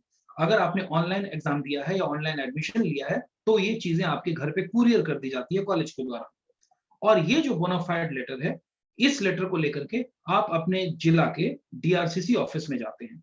और डीआरसीसी ऑफिस में जाकर के आप इस लेटर के माध्यम से स्टूडेंट क्रेडिट कार्ड के लिए अप्लाई कर देते हैं, लोन के लिए। जब आप स्टूडेंट क्रेडिट कार्ड के लिए अप्लाई कर देते हैं तो उसमें कुछ वक्त लगता है, सप्ताह भर, 10 दिन, 15 दिन, 20 दिन का वक्त लगता है, और उसके बाद वो आपको एक प्राप्ति रसीद देते हैं, रिसीविंग क्या नाम है, स्टूडेंट क्रेडिट कार्ड वाले। ये जो प्राप्ति रसीद देते हैं, इस प्राप्ति रसीद को आप सिमेज कॉलेज में ला करके जमा करते हैं, और उसके बाद आपकी क्लासेस भी शुरू हो जाती है। तो मैं कहना, मैंने कुछ गलत कहा क्या? डिड आई से something wrong? What is that, ma'am? You have actually, आपने थोड़ा सा इसमें गलत बोल दिया खुदा सा। जो प्राप्ति रसीद है बच्चे, आप जैसे ही डीआरसीसी ऑफिस में अप्लाई करते हैं, अगर आपके सारे डॉक्यूमेंट्स सही हैं, उसी वक्त आपको वो प्राप्ति रसीद मिल जाती है, which means your loan application is received। ठीक है, इसके बाद कॉलेज में आपकी वेरिफिकेशन आती है, जो आपने डॉक्यूमेंट्स दिए हैं उसको सत्यापित कराने के लिए कि क्या आपने सही डॉक्यूमेंट्स दिए हैं। कॉलेज उसको वेरीफाई करता है। उसके बाद 1 हफ्ते के अंदर आपका डॉक्यूमेंट, कॉलेज में वेरिफिकेशन के 1 हफ्ते के अंदर आपको अग्रीमेंट के लिए जाना होता है डीआरसीसी ऑफिस में, विच स्टेट्स किस प्लान के अकॉर्डिंग आपकी पेमेंट आएगी। अग्रीमेंट साइन होने के बाद हफ्ते से 10 दिन 15 दिन के अंदर में आपकी पेमेंट आ जाती है। कॉलेज के अकाउंट में कॉलेज की फीस आती है, सालाना फीस आती है, आपके अकाउंट में लिविंग एक्सपेंस, बुक एक्सपेंस बोल करके कुछ सर्टेन अमाउंट आता है। यहाँ मैं एक और चीज बता दूं, सर ने आपको एंट्रेंस एग्जाम के बारे में बताया है, जो कि 14 अगस्त को होने वाला है। 13 अगस्त को, 14 अगस्त के ठीक एक दिन पहले, एंट्रेंस एग्जाम के ठीक एक दिन पहले 13 अगस्त को एक वेबिनार ऑर्गेनाइज किया जाएगा, जिसमें आपको पूरे एग्जामिनेशन की प्रक्रिया सारा कुछ बताया जाएगा, और उसी दिन हम एक मॉक टेस्ट ऑर्गेनाइज करेंगे। ठीक है, so that even you are aware किस तरह से एग्जाम देना है। यहाँ एक और बहुत महत्वपूर्ण चीज बताना चाहूंगी, हमारी 3 बैचेस स्टार्ट हो चुकी हैं, 2 स्टार्ट हो चुकी हैं, तीसरी का डेट आ चुका है, दैट इज 24 अगस्त। अब बहुत कम सीट्स बची हैं जिनके लिए हम ये अगला एंट्रेंस एग्जाम 14 अगस्त को ले रहे हैं। This might be the last entrance exam, right? So जिनको भी फॉर्म के लिए अप्लाई करना है, आपको अगर करना है तुरंत करना होगा। अगर कोई मन में डाउट्स है, कोई क्वेश्चन है, कुछ पूछना चाहते हो, समझना चाहते हो, पटना में हो, अगल बगल में हो, कॉलेज आओ, राइट? कोविड सिर्फ कॉलेज आने के लिए नहीं चल रहा है, राइट? कॉलेज आइए, कॉलेज को देखिए, कॉलेज में जानकारी लीजिए, और अगर कहीं दूर हो या कोई ऐसी प्रॉब्लम है कि आप कॉलेज नहीं आ सकते हैं, वैसी परिस्थिति में एक नंबर नोट करिए और उस पर कोई भी क्वेरीज के लिए आप कॉल कर सकते हैं। नोट करिए नंबर 7250767676।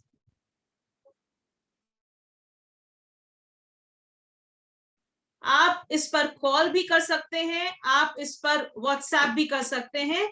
आपको चैट में मैं नंबर भेज दे रही हूं, अगर किसी ने मिस कर दिया हो तो आप इसको नोट कर सकते हैं।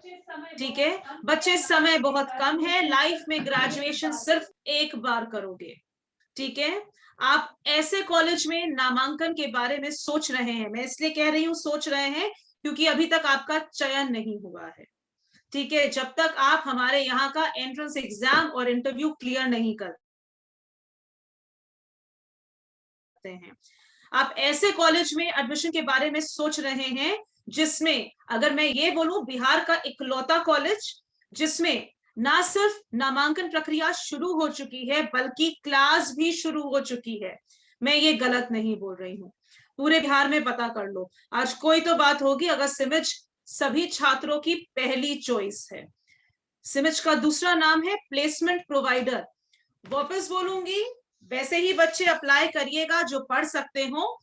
सर ने आपको एडमिशन प्रोसेस, हमारे यहाँ का नियम, डिसिप्लिन, अटेंडेंस का नियम, पढ़ने का नियम, एड ऑन कोर्सेज के बारे में बताया होगा। अगर कर सकते हो तो ही अप्लाई करना, वरना ना 800 बर्बाद करना, ना मेरे यहाँ पर एंट्रेंस एग्जाम में क्लासरूम में एक सीट ऑक्यूपाई करना, क्योंकि हम लिमिटेड लोगों का एंट्रेंस एग्जाम ले सकते हैं। ठीक है, in case there is anything left with answer या कोई क्वेश्चंस हैं? I don't think so because we have explained all the things और अलग अलग बच्चों के क्वेश्चंस आए थे, लेकिन कुल मिला के यही क्वेश्चंस थे।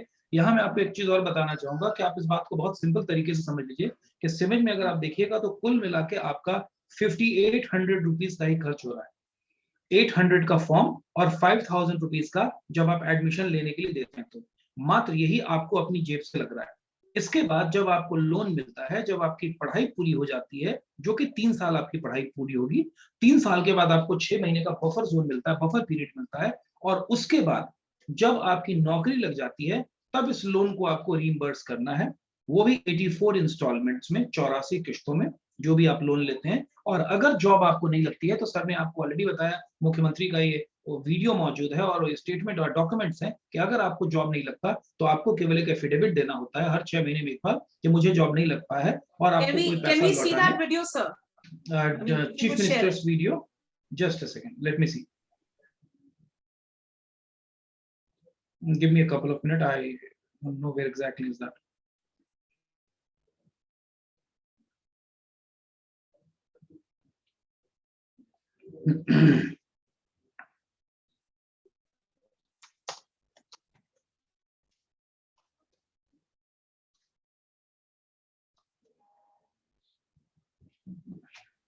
मेरे पास चार्ट में एक सवाल आ रहा है, बच्चे का कहना है 13 को मॉक टेस्ट ऑनलाइन होगा या ऑफलाइन?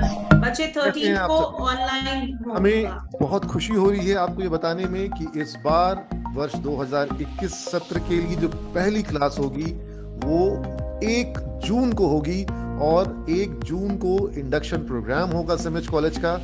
और हर साल की तरह इस साल भी सिमिज बिहार का पहला संस्थान है जहां पर क्लासेस की शुरुआत हो रही है, जहां पढ़ाई की शुरुआत हो रही है। ये हमारी एक परंपरा है कि हम अब सिमिज में छात्रों के समय को बहुत महत्व देते हैं और कोशिश करते हैं कि जो मेरे पास वीडियो है, मैं वीडियो को शो करूं अगर शेयर का मुझे अनुमति देना है। जैसे संस्थानों में बहुत समय से शुरुआत होती है, हम कोशिश करें कि हमारे संस्थान में भी बच्चों के समय को पूरा महत्व दिया जाए, और हम अपने सेशन को बहुत समय के साथ शुरू करने की कोशिश हमेशा करते हैं। और ये एक हेड स्टार्ट मिल जाता है, अर्ली स्टार्ट करने से जो दूसरे संस्थान के बच्चे हैं उनकी तुलना में हमारे बच्चे जो हैं वो थोड़े आगे होते हैं, क्योंकि उनके वो 2-3 महीने की जो लीड लेते हैं वो लीड उनको बहुत काम आती है। और हम लोग एक बात हम कहते हैं, बच्चों को पढ़ाइएगा जरूर। इंटर के बाद आगे हमारे यहाँ बच्चे कम पढ़ते हैं, लड़कियां कम पढ़ती हैं, उसको कहते हैं ग्रॉस एनरोलमेंट रेशियो 13.9%, राष्ट्रीय औसत 24 है। हम लोगों ने मन बनाया है कि राष्ट्रीय औसत से भी ऊपर जाएंगे, 30% तक कम से कम ले जाएंगे कि इंटर के बाद भी आगे पढ़े। और गरीबी के कारण अगर लोग अपने बेटे बेटी को नहीं पढ़ा पाते हैं, इसलिए हम लोगों ने योजना शुरू की है स्टूडेंट क्रेडिट कार्ड की। वो अगर इंटर के बाद आगे पढ़ना चाहता है तो 4 लाख रुपए तक की सहायता राज्य सरकार स्टूडेंट क्रेडिट कार्ड के माध्यम से देगी। जब रोजगार ले लोगे तब पैसा लौटाना, और 1 अंश में नहीं 82 अंश में। लेकिन अगर रोजगार नहीं मिलेगा और आपने स्टूडेंट क्रेडिट कार्ड का फायदा उठा करके सरकार के धन से आगे की पढ़ाई की है, यकीन मानिएगा वैसे लड़के को पैसा वापस करने के लिए हम बाध्य नहीं करेंगे, माफ कर देंगे। लेकिन पढ़िए जरूर, पढ़ना जरूरी है, पढ़ने पर ही आगे बढ़िएगा। इसलिए हम सब लोगों से आग्रह करेंगे, बेटा हो, बेटी हो, पोता हो, पोती हो, नाती हो, नतनी हो, सबको पढ़ाइए और इंटर के भी आगे पढ़ाइए और स्टूडेंट क्रेडिट कार्ड योजना का लाभ लेकर पढ़ाइए। ये मन पढ़ाइएगा कि नहीं पढ़ाइएगा, हाथ उठा के बताइए।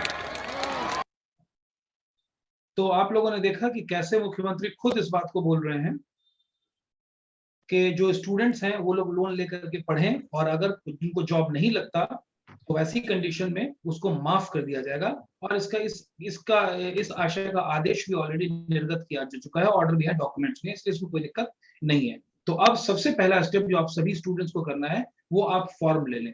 एक आप साइट का एड्रेस नोट करें, सिमेज की जो वेबसाइट है आप उसका एड्रेस नोट करें, www.simage.in, www.simage.in। मैं एक चीज यहाँ पे बोलना चाहूंगी, अभी एक बच्चे ने बहुत इंटरेस्टिंग सवाल पूछा है मैसेज में मुझसे कि मैम अगर क्रेडिट कार्ड नहीं हुआ तो क्या? बच्चे अगर क्रेडिट कार्ड नहीं हुआ तो पढ़ाई नहीं करोगे क्या?